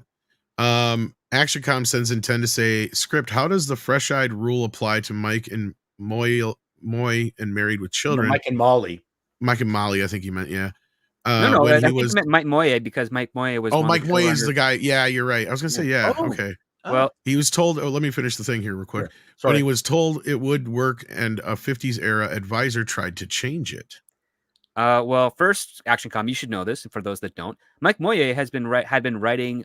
He started out in like the late 70s, I think, with Different Strokes. So he'd been working in television for at least 5-6 years before he did Married with Children, and so he understood. Like he literally learned from some of the best people out there. What else could he have possibly done? If he did that, if he did Different Strokes, he most likely did Good Times and The Jeffersons. And like those were hit shows. He learned from the best. He knew what was being done. And the trick with Married with Children is that it was the inverse of that sitcom. He and his entire team were deliberately doing a sitcom where a guy who, I mean, he was told the advice, if you can convince the audience that Al Bundy really loves his family, this will be a hit show. And he's like, that's not what we're trying to do. We're not trying to convince the audience that Al loves his family. We're trying to convince the audience that Al is depressed that he loves his family. And that was what made it work, because guess what? You can see tons of episodes. Anytime a third party offends the Bundy family, whether it's Peggy, whether it's Kelly or Bud, Al is there to defend them, and then he'll turn around and be like, they were right, you idiots. And then that was the joke. Moye got that. The guy who's in the 50s era thing, he was looking at it from this perspective of it's got to be a family, a pro-family show, and they were trying to be counterculture to that. And Moye knew how to do that because he had already worked many years in the industry with some of the best TV writers at that time to do it. He wasn't this fresh-faced guy with one hit show under his belt, coming into another show trying to change the narrative. He learned what it was first before he made the change. And that's kind of what you have to do. You have to learn why it exists the way it does. And then you have the knowledge to be like, okay, I can experiment and try and get away with this. In other words, you have to know the rules before you can break them. Exactly. It's like planning a jail heist, a bank heist. If you case the place well enough and you know exactly how it functions, you can get in and get out without anyone knowing you did anything wrong. Except with regards to whether he was the quintessential family guy. Mm-hmm. My rule of television, you've heard me say this before, is TV is about inviting your crazy uncle into your living room. It's not about good acting. It's about being entertained and enjoying individuals. And Al Bundy is someone I wanted in my living room putting a lampshade on his head. That's why he worked. That's why he could get away with stuff. Mm. I wanted these people in my living, well, Al especially. I mean, that's the key. Mm. That's why television is a small screen. Well, it's bigger now, but that's the key to television. You want a friend in the living room with you.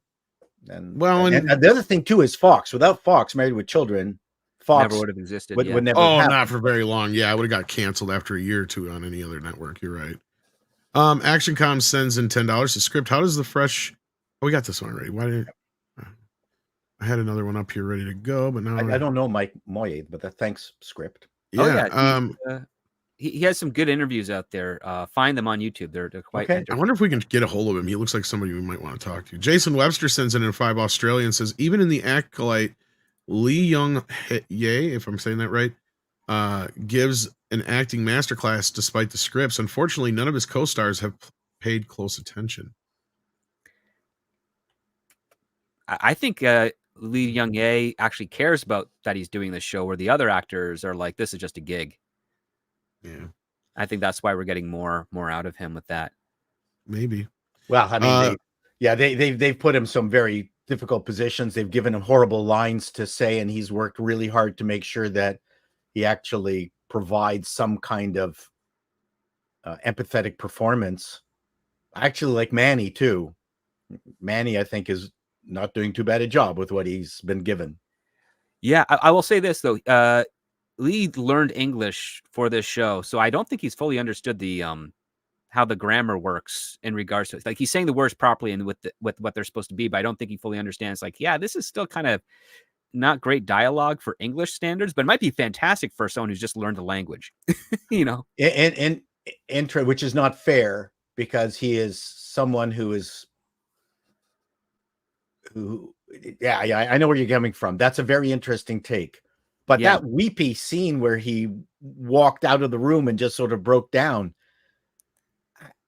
I'm sorry, it's missing something for it to work. And it's like going to that's the girls. I mean, back in my day, girls had a cry room.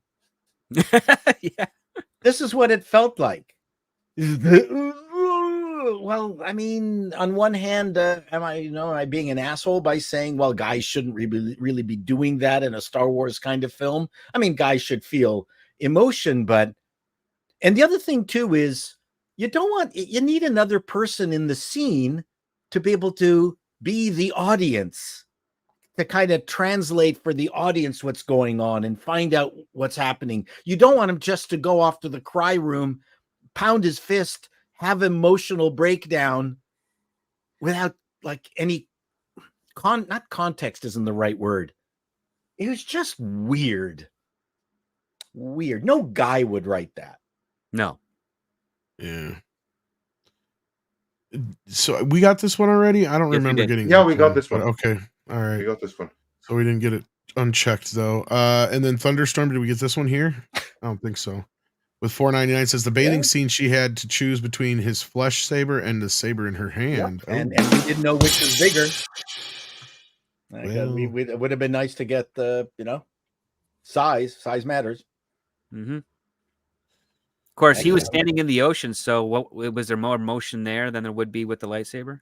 Well, my concern, I actually mentioned that she said, don't move, and my concern was that he would shrivel. Yeah. Well, and then we got let's see here, we've got a couple more super chats to get through, and then we're going to talk about Beverly Hills Cop.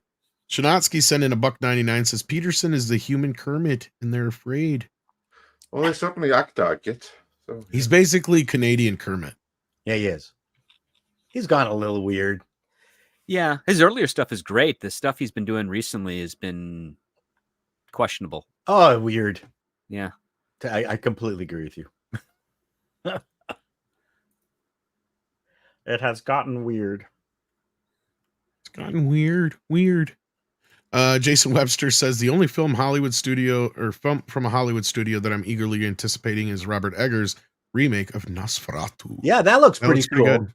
That does look really good. I also am looking forward to Robert Zemeckis' latest film with Tom Hanks. I'm kind of back and forth on that one. I'm like, it's maybe a bit too high concept. Okay, so what it is high concept is easy to grasp. Low concept is hard to grasp. True. Okay, but I just mean like for a general audience, it might be just kind of like one of those things where just kind of like they're like, it's kind of too weird. Like gimmick, yeah. Yeah, Zemeckis has gotten really weird with this stuff, but basically it's like the history of this house through this one angle of the one point of view the entire time. I think it's 100 years or whatever of history or more in this house.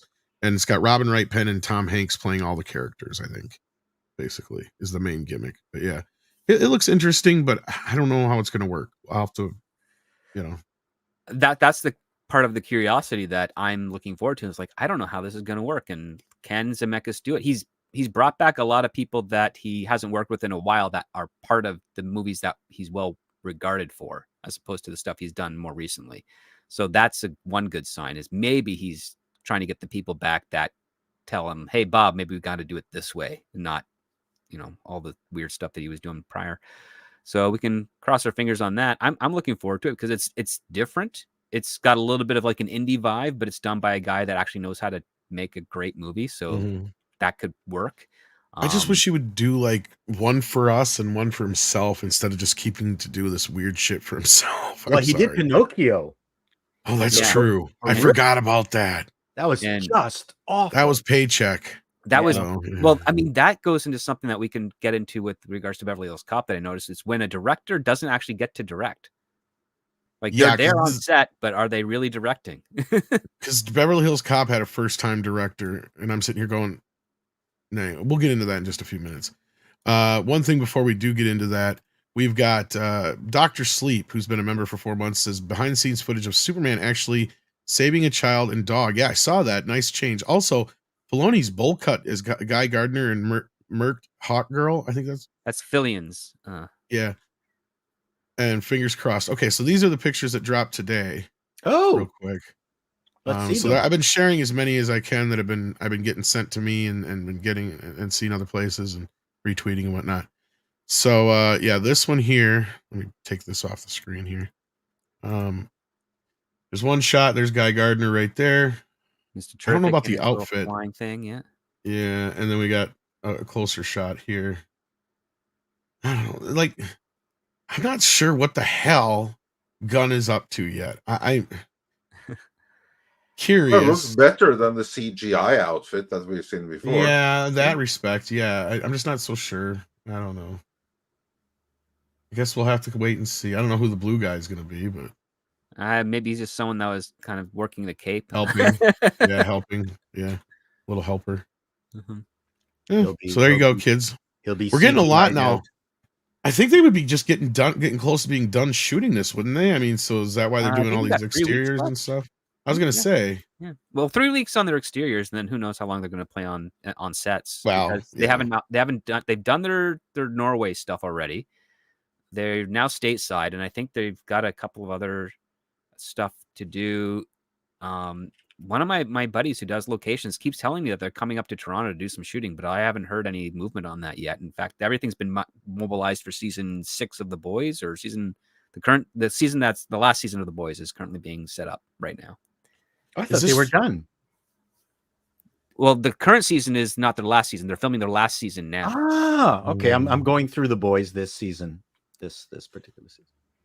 Newark, if I'm saying that correctly, sends in $10 and says, "Glad I got to listen. Paul, don't fire me, please. LOL. Got to work at 3 and left early for things. Paul would totally fire me. LOL." Is this one of your employees? Yeah, I perhaps. Uh-oh. If he is, he's fired. You're done. Got to work at 3 and God. left early? No, you're gone.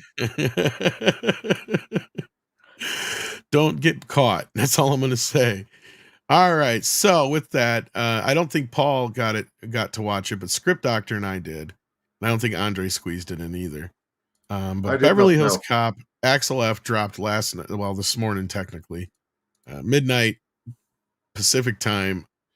So 2 a.m. my time, and God knows what time your time. Anybody? Yes, streaming Netflix, only. 3 a.m. it dropped. I woke up this morning. Finally, I woke up in the morning. I'm so happy. Why wouldn't they put that in the theaters first? We'll get into that. Because Bruckheimer actually said that nobody wanted it. Even Paramount said, no, we're not interested. Oh. Yeah, there's a weird metric going on right now where studios are, the way that they're looking at the box office, they're like, it's probably more to their benefit to put it on streaming and take that quicker cash than. Yeah, they didn't lose any money on it. That's the thing. So it's not like it's anything like that. But yeah, Simpson and Bruckheimer came back for well, this. Simpson's dead. Yeah, well, it's his product that's still around. Yeah, it's still his company. But do you think it's for Netflix, it's worth more to them to have the first run on their channel than just taking sloppy seconds after a theatrical run? Yeah, for some things, I'd imagine. Yeah, if, go ahead. If the theatrical run doesn't perform so well, the best Netflix can hope for is maybe a 48-hour bump in their numbers for when it goes to streaming, like what they had with Madam Web. I think when you put it on Netflix, that allows it to have a longer retention. Yeah, this won't be on video for a while, if ever. Like, there's some Netflix original films that still haven't hit video. Some have, but not very many. Same thing with some of their shows, depending on who owns them and whatnot. But anyway, that being said, so yeah, it's been 30 years since the last film.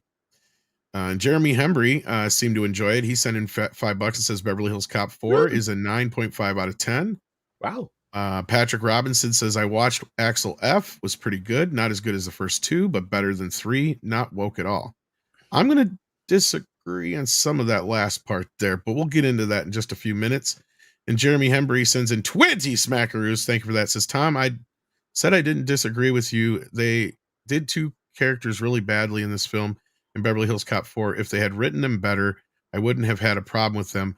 And I'm glad she wasn't a girl boss. Well, she may not necessarily be a girl boss per se, but we're going to get into this business here. So before we get too far, though, I guess we should do a spoiler-free.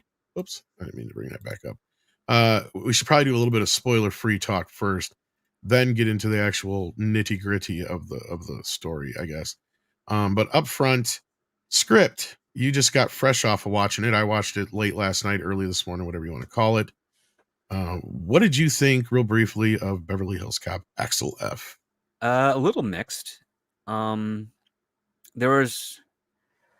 I really wish they didn't provide so many reuses of music from the first two films at points. It felt a little ham-fisted.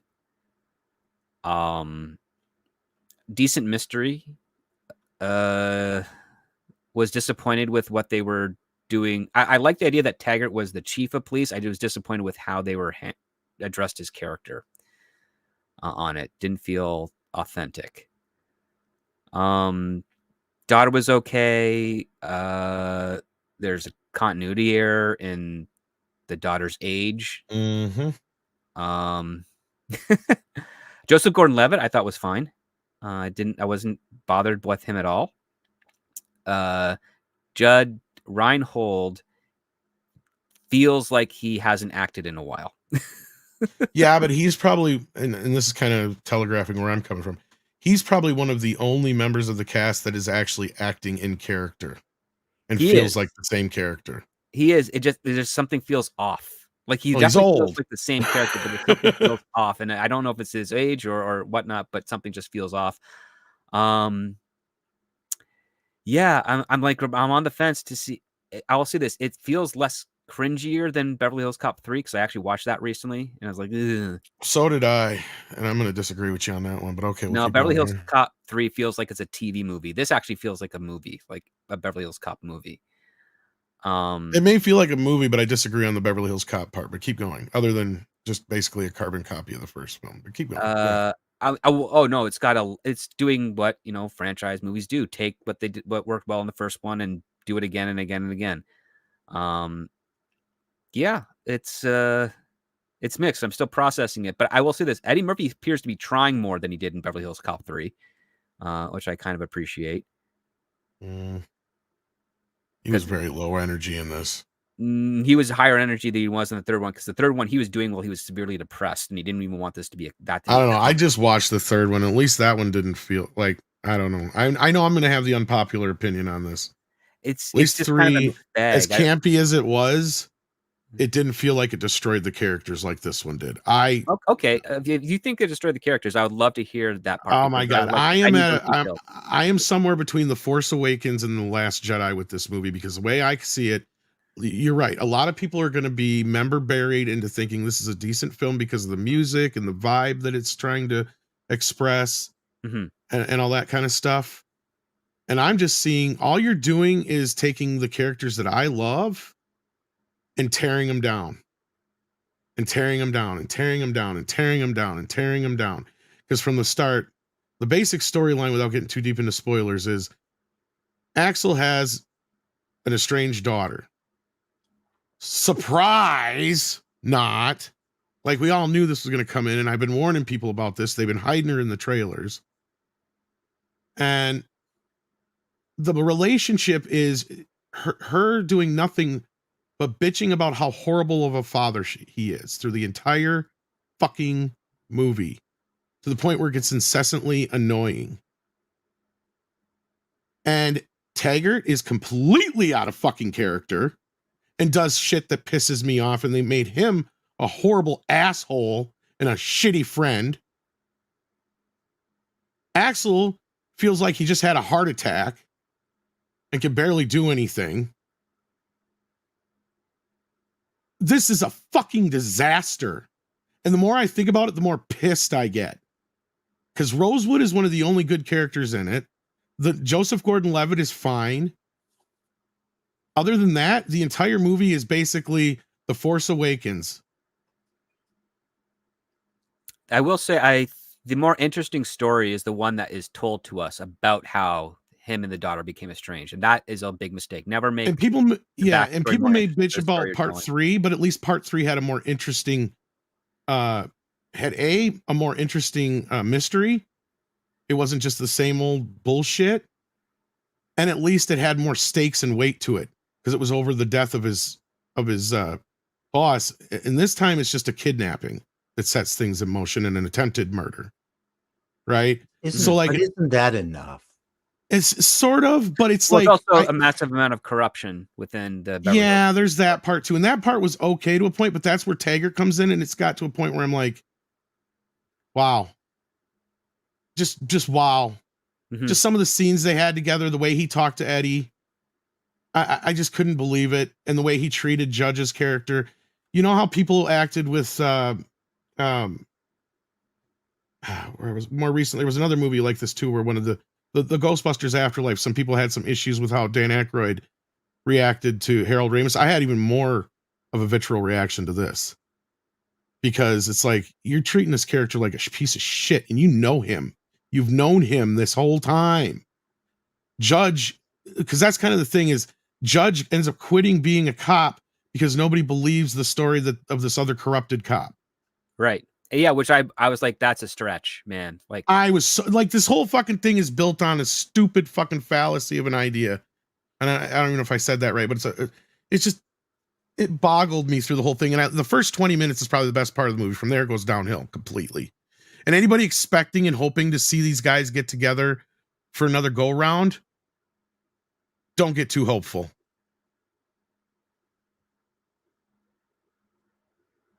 We get one scene where they're all together, and you've seen it. But did Seth Rogen wreck anything? For once, no.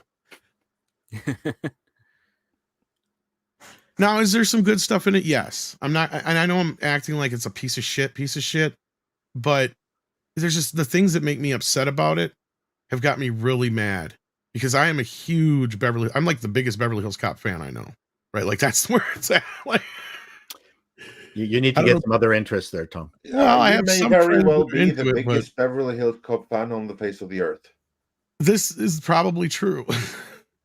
There may be a couple people who come close, but I don't know. But Script and I could have come up with something infinitely funnier and more entertaining than this, and would feel like a whole return to form. There's no way of knowing whether management fucked up a better script. That's true. We won't find that out for at least a couple of years. No, but that's the thing is they're supposedly were developing this for like 15, 20 years. And this is the best you get out of it. Listen, it's every fucking trope. Right, because that's what certain people are comfortable with seeing. They're afraid of seeing something different. Oh, I got an idea. Double cross the chief commissioner, or Yeah. or the good guy becomes the bad guy, is really the drug dealer. Yeah. Oh no, I will say this. They it's there's a lot of conventionalisms in this movie. The fact that they're conventionalisms is what's bad, but they were done fairly well. But to what I was saying earlier, this felt like a movie that didn't have a director. Yeah. It felt like anything that the director would have wanted to do, someone else said, no, we're not doing that. The pilot episode that CBS didn't pick up was better than this. Yeah. I just watched it better, again. yeah. I'm like, you know what? Afterwards, yeah, there's shit that needs to be addressed in that. I'm not gonna argue that Aaron point, but Foley, the character of the son, he's not as likable. No, but neither is this daughter. Like, I fucking hated her. Like, at some point, I'm just like, you know what, bitch? He is trying, and you're just being a fucking cunt at this point. She was like going out of her way to be a bitch to him. It's like, how bad? What did he do that's so fucking bad to you? See, that's the problem. Like, we're missing that.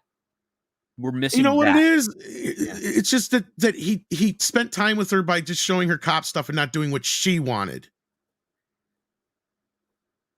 Well, I mean, we're told that, yeah, but that's what we're told. The fact that, like, the premise is he gets threatened in Detroit. He and his family are threatened, so he sends his wife and daughter to Beverly Hills because it's safer. And then Another thing we never see or any evidence I mean, of. the whole premise of that was a far more interesting story than this. I would have loved to have seen Axel Foley against the mob in Detroit, and then he has to make that tough decision to send them away. And maybe you would cover some of the daughter stuff up with the fact that him and his wife are having a lot of trouble, and so he's deciding to play the hero. He's like, listen, I'm not gonna make you the enemy in front of your kid, so I will go away. And then that's the secret, the father taking the bullet for the mom. And as a result, the daughter doesn't know the real thing. And I think I will say this, it's a contained story. It only takes place over a couple of days. Yeah. Which is good. That makes it have a better pacing. But like it makes that big rule. Never make your backstory more interesting than your main story. And that's just it. And I will say this, they should have played more into the fact that Eddie Murphy's in his 60s. They did that with Taggart, and like towards the climax, they did that well there. But Taggart, I agree with you. I think, Taggart being the chief of police, that makes sense. Oh, wait, he's acting like this? That's not Taggart. Taggart's jokes came off cringe as fuck, and that's why I'll put 3 above this, because at least 3, there's stuff in it that made me laugh. And there's no Taggart in 3 either, so. That's the one, the downside of 3 to me personally is that no Taggart, and Landis went too campy. But I'll take that camp any day over this shit. Did Landis direct this? No, Landis directed part 3. Okay. Yeah. I thought he was persona non grata. And I get it. People hate part 3. But to me, the way people feel about part 3 is how I'm feeling about this movie. But I feel like I got punched in the gut like I did after The Last Jedi. And I was trying desperately to like this movie. Yes, the cameos were fun. But like even some of the lines that Taggart had were cringe as fuck. Now you said it felt like Judge Reinhold hadn't acted in a few years. To me, it felt like John Ashton hadn't acted in 30 years. Yeah, I could see that too. Yeah. Like his lines were cringe as fuck. And at one point he keeps calling him Sarge. He's not the sergeant anymore. Yeah. So I have a question. If you're doing nothing one evening, is this a YouTube? Is this a Netflix? See it. Most people will take it. In that respect, you're not going to lose anything more than 2 hours of your life. Most people are going to enjoy this. Okay, that's my question. Yeah. Or at least to the point where they're like, it wasn't that bad. But to me, after seeing Bad Boys 4, this makes Bad Boys 4 look like the best movie of the year right now. Yeah, I mean, is it as bad as Coming to America 2? No. But it makes bigger sins with the character, in my opinion, in some ways. Yeah, I think there's a category of streaming shows where you go, okay, that was a good. I was happy I saw that. So, for instance, the Citadel, I think it was with De Armas and Chris Evans was. I think it's the Citadel. No, anyway. Chris Evans and Ana de Armas was in that spy movie. Yeah, that spy that was straight to Prime or whatever, and it was beyond dreadful. Like that they switched their roles. Chris was supposed to be the spy, right? He was supposed to be the damsel looking right, and that was what it was called. Yeah, what was it called? Ghosted. Ghosted. That's okay. I vaguely remember that one. So I think there needs to be a new scale where it's crap, but it's a fun waste of you haven't wasted all your brain cells. Ghosted was awful. Like I do not see Ghosted. See, and I see where you're coming from, Paul, especially like comparing part 3, like, because Script said, yes, the way John shot it, it feels and looks like a TV movie at times.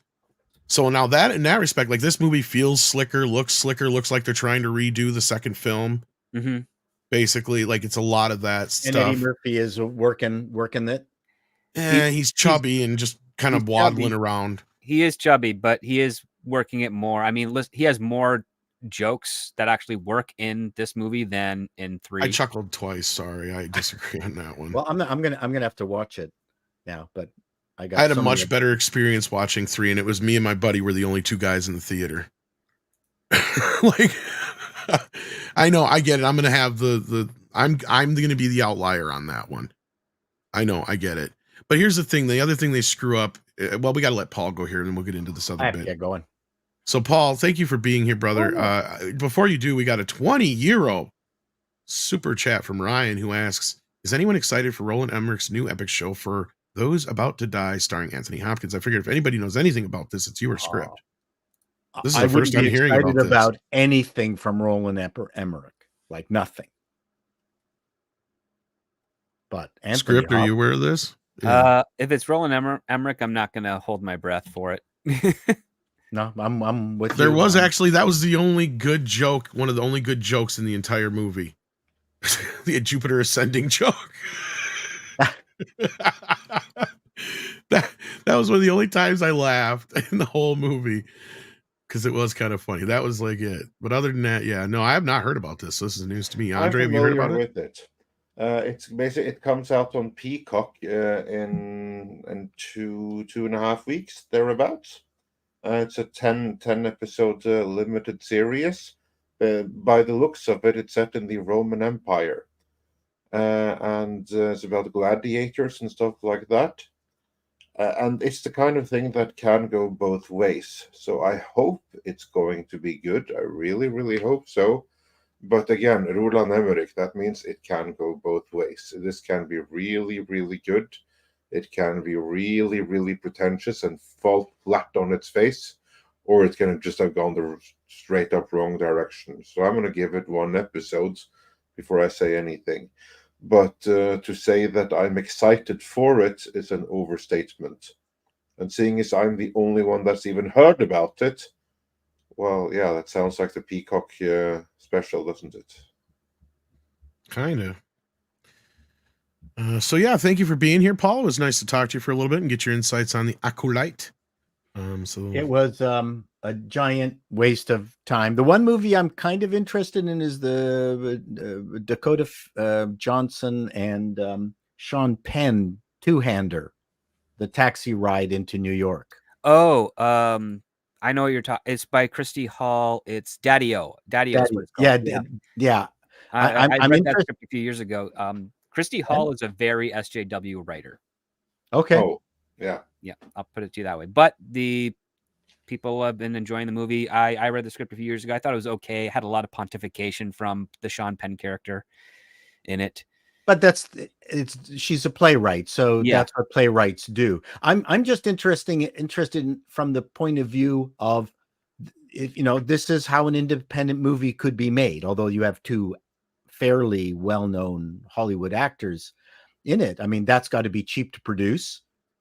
I love the idea of something done on that scale, like My Dinner with Andre.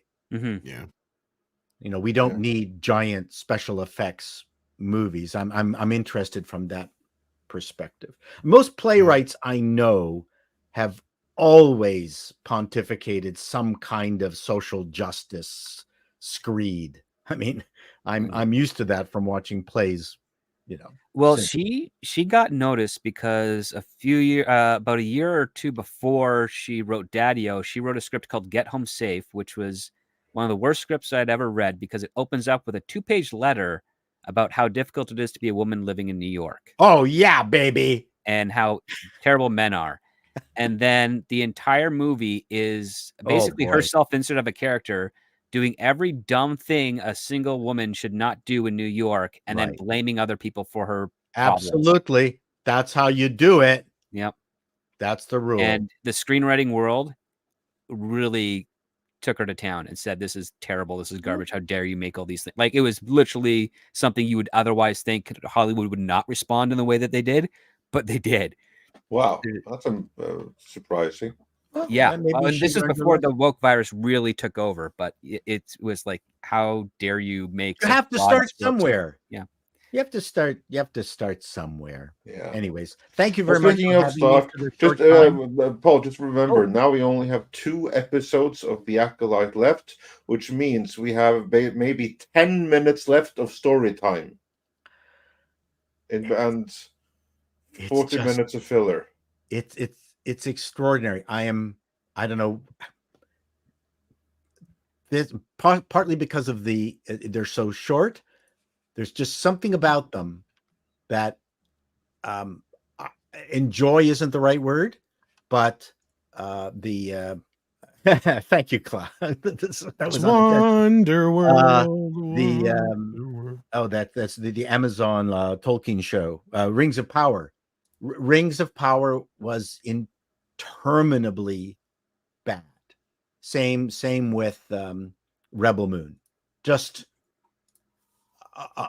unmitigated terrible. This is weirdly, it's like a car crash. Well, we got the director's cut of Rebel Moon coming out in a few weeks, Paul. Not going to see it. This is a car crash.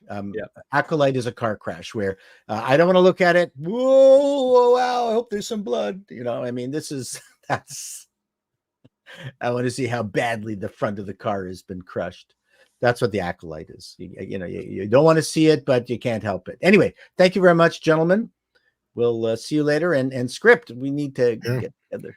Well, I woke up at a normal time this morning, so I'm able to do stuff during the morning and evening. day. I'm good with evenings too. Although that's we'll follow up with what we got to do and get working on that. Absolutely. Talk to you later, everyone. Bye. Thanks for having me. Bye. All right, we got Newark sending in. Holy crap, $50 to disagree with me. Well, if you're going to disagree with me, at least you pay me. No, I'm just kidding. This is Tom. I send $50 to disagree with you. You are being overly critical, as I thought they treated the franchise well. Cleanse your palate from a jackal. I haven't been watching that. They brought back all the original characters, and the story was okay. I was entertained. Just my opinion. Same thing with Force Awakens, though. And I get where you're coming from, Newark. Actually, I get it. The plot for Axel F is way better than the Force Awakens. The plot. What is the plot? Corrupt cops are doing. Yeah, that I'll give you to a point, but it was just too on the face, and I'm actually more bothered with what they did with Taggart than I am with anything else. That really bothered me a lot. Yes, I was so pissed because I'm like, I would love. Yeah, Taggart as the chief of police. That makes sense. 100% makes sense. Him behaving the way he did doesn't. No, he is completely out of character. And that's what I said. Like, Rosewood is the one who's closest to his original character. And here's the other thing. The director and whoever wrote this, I have problems with, because you're right. The director was just basically an insert your director here to do whatever Eddie probably wants to do. And Eddie doesn't even remember these movies correctly. If you go around and listen to him right now on the circuit, is going around in his memory. He shot this in 82. It was actually the end of 83, I believe he shot it. October of 83, if I remember correctly. So he's misremembering that. And then they've gotten here, like Script said, and this is something I wanted to address, because I have a problem with this part too, is either they're misremembering the dates, because Beverly Hills Cop 3 came out 1994. In fact, Joseph Gordon-Levitt's character even says back here in 94. And I'm like, oh, okay. And then they do the age thing. I'm like, well, that's not right. She has to be at the oldest 28. At least 29 at the oldest. But yes, you're correct. My point is this, like, they make her 32. So I'm like, okay, so are you saying that Eddie not only had, because they don't even really tell you who her mother is. You just assume it was Teresa Randall's character from Beverly Hills Cop 3. Yeah. But that would also make sense as to why they would go out to California. Mm-hmm. Because otherwise you're sitting here going, wait a minute. If that's the case, you're insinuating that he met somebody in Detroit, had a baby 2 years before Beverly Hills Cop 3, never talked about him, never brought him up again.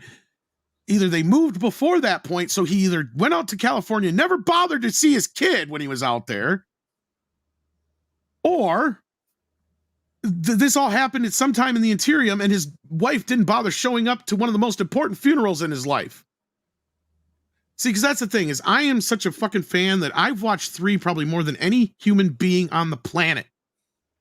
I'm not even kidding. Like, I know all the ins and outs of every bit of this franchise. And it's like you're screwing up so much canon. And I get it. It's slicker. It's dark. It's a more darker, serious than the third film. People are okay with that. And I get it. That's fine. To me, I get it. To me, it's like the Batman Forever of the series, right? No, Batman and Robin of the series. No. To me, it's more like Batman Forever. Colorful, but it's still in line with things. This, to me, is like the Batman or the Force Awakens all over again. Sure, we do actually get the 3 guys on screen together for a short moment in time. Spoilers, guys. But you've already fucking seen it. That's it. That's all there is. Otherwise, it's Eddie bumbling around with his daughter or hanging out with Joseph Gordon-Levitt. And those two actually have good chemistry. That I will say. Oh, him Their and bit in the Joseph Gordon-Levitt helicopter are was funny as shine. shit. Yeah. That was the only other time I laughed.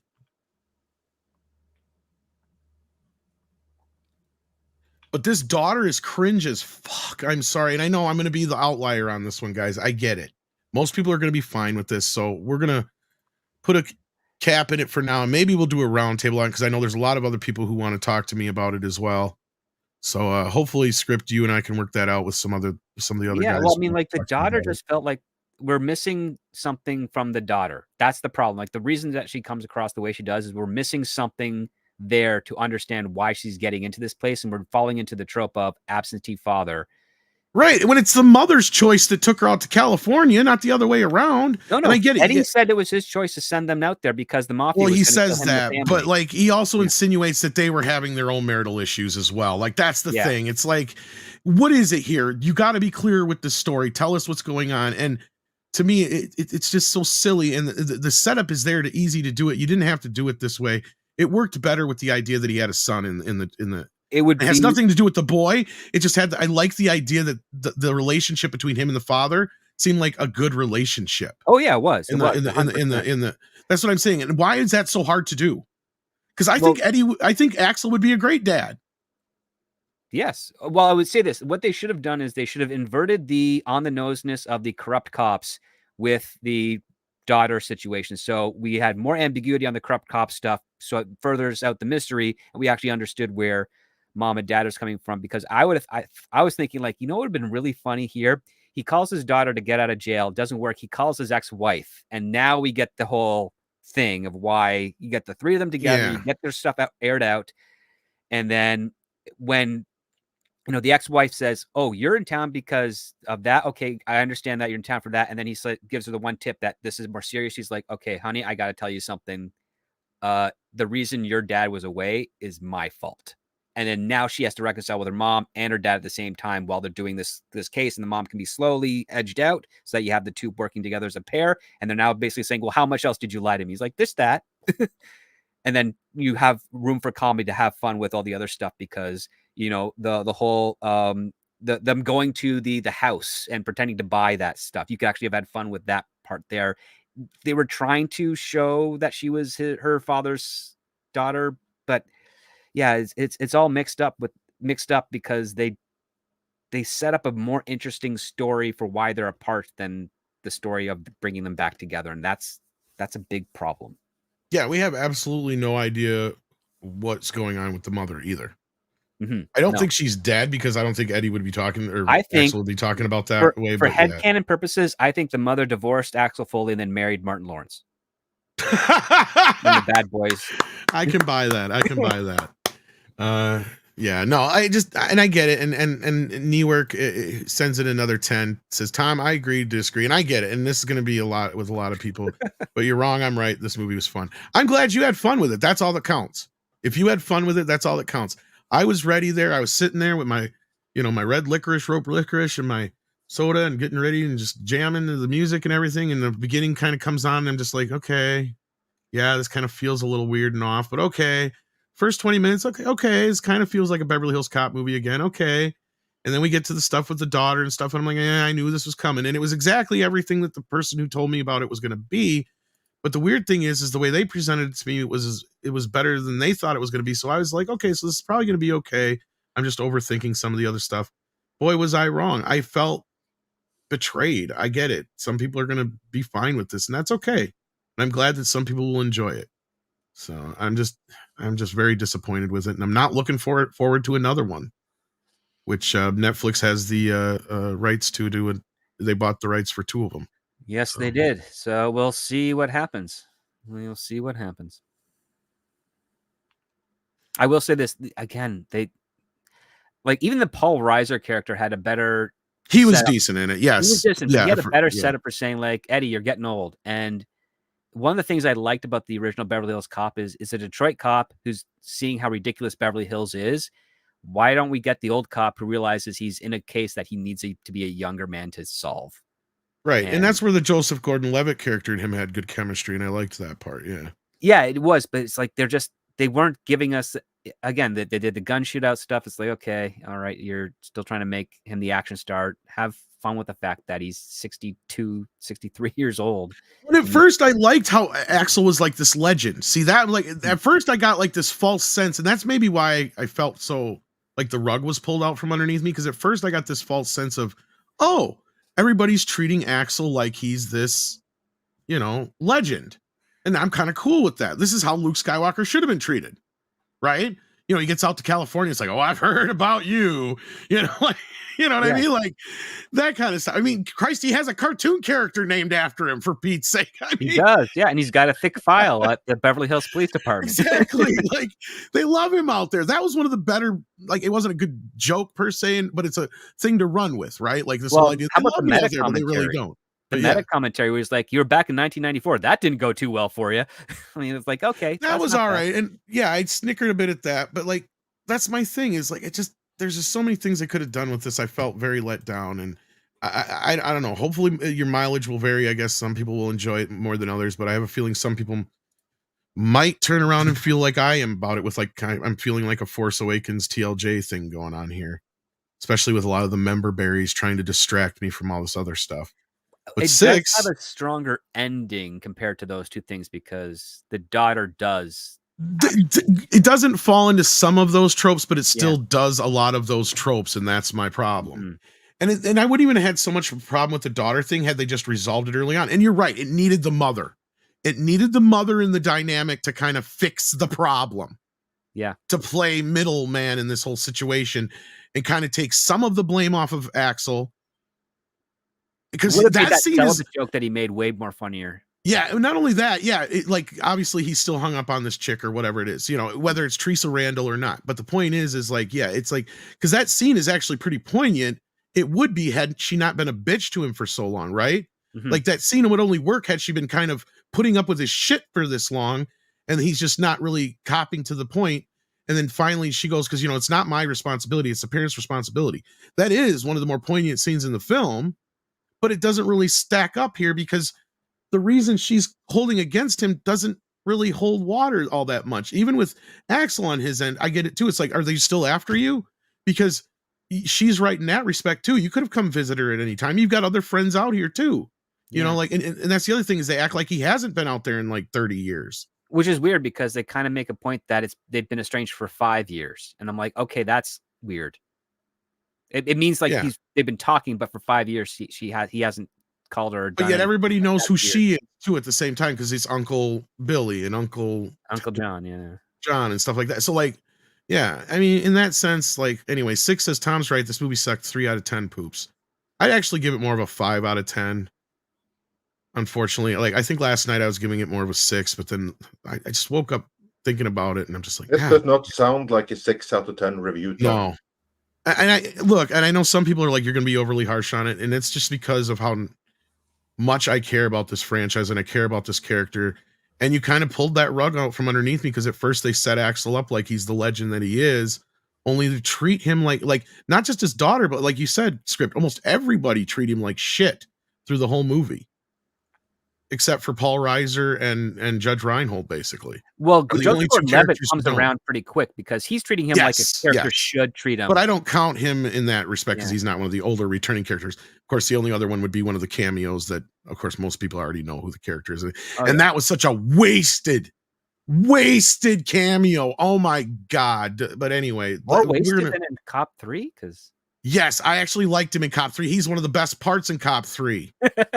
Well, with the gun, all the guns. That actually seems like something he would do. He went from art dealer to gun dealer. Yeah. Yes, and he made it pretty. Wipe down the showroom model, make sure it's okay. loaded. And here's one of my other gripes of the film because the first film was so progressive. Speaking of that, because even Bronson Pinchot knew that his character was gay. Mm-hmm. But his whole thing was when I read the script, it was the typical, we're just going to make fun of this gay guy bit. And he came in with a whole nother spin to it. And he's like, well, wouldn't Eddie and him be kind of like friends? Or wouldn't Eddie kind of like him just because he's a character and like that kind of thing dynamic? And so they came up with that bit together. And that's why their dynamic worked. But they don't bring up the fact that he's gay.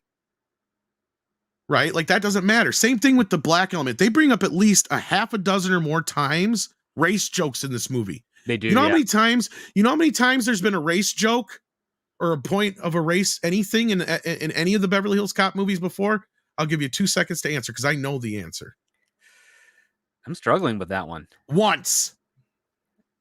Yeah, The Beverly Palms Hotel joke. That's it. In all 3 films, that is the only time Eddie uses his skin color as a joke. Okay, well, the brother joke like should come off more naturally, you know, blah blah blah. That's it. That's the only 2 times in the entire series that he actually uses his race. In this film, it comes up in the first 5 minutes when they're at the hockey game. Yeah. And then throughout the entire film, though. That's the other part. It is, but it's like from there on out, it's used so many times throughout the film, and it's like, come on, this is so on the especially nose. with the valet at that golf club. That was cringy. Yes, and that's the one that made me really go, okay, we're going overboard now. This is where the woke shit's starting to come in a little bit, because Eddie, this was never a thing before. It was never about him being black. It was about the fact that he was just a loose cannon maverick type. That's all it was. Because that's what everybody said. He's still a damn good detective, right? It was never about anything about race or any of that shit. But anyway, Newark, you've been very generous this morning and you're sending in another $50. Thank you so much. With respect, Tom, you're wrong. I'm right. For those that haven't seen it, give it a shot. I enjoyed it. I'll be the random guy, LOL. No, and look, and this is not something that it's going to be out anybody's pocket since you have most people have Netflix already, right? So people can judge for themselves, and I want to hear what people think. And I knew this was going to be a mixed bag for some folks. So yeah, but with that, I know we've kind of beat this to death for the morning show part of it, and I want to get some more people who actually have seen it, because Andre's just kind of sitting here picking his nose probably. Well, you didn't say no. Me? Well, I just said you're probably just sitting there picking your nose. Yeah, I was doing something else, but yeah. I figured as much. Well, I should say next video, it's not going to write itself. So yeah. There you go. So while we were rambling on and on and on, Andre's working on the next video. Always hard at work. Well, that's the typical way we work around here, Midnight's Edge. Thank you so very much for being generous, Newark. I know we don't agree on the film. I'm glad you enjoyed it. So. Okay, yeah, there was the Beverly Hills Cop 2. Is this a black thing? That's right. But that was one time. It was otherwise. So that's 3 jokes in the entirety of the entire 3 movies. So part 3 didn't come up at all once that I recall. So with that, did you have anything more to say on it, Script? No, I think that's good coverage for the premiere day of this film. So let's see how it tracks. Let's see how the rest of the audience feels. Yeah, I haven't even checked to see where it's sitting on the Netflix chart. I know this is a regional thing usually, but let's see what's sitting at number 1 real quick. That's the other thing. Some people. I checked the Norwegian reviews for the movie, and there's one 1-star review. And the rest are pretty middling. So yeah, there's a few more. I've seen kind of mixed from even the critics on this, but it's still not in our top. Oh, this is shows, not movies. Sorry. So it's still not in our top 10, but that was shows. Oh, it's still not in the top 10 movies yet here in the US, but it hasn't even been out for 12 hours yet. Give it a few days. I mean, yeah, it's not even been 12 hours. You have to give it at least. I was just looking out of curiosity because I mean, I know some things have popped in there pretty quick. So, but with that, I think we're going to wrap this up. Script Doctor, you got a show on Saturday. You're going to be doing we got our show this Saturday. CC Karaoke is joining me as co-host, and we're going to be talking about a script about the world of colors, and it's interesting. I'll just put it that way. It's really interesting. It's more inventive than you'd give it credit for on the surface. Interesting. So, yeah. All right, and Andre, anything we got to plug on our way out? I'm sure we'll have a video in the works. Check out Midnight's Edge Espanol. They will be going live over there momentarily. The stream will also redirect there. Check out our most recent videos. I believe new videos should be dropping maybe tomorrow. We'll see as to how quickly I'm ready to finish some stuff up here.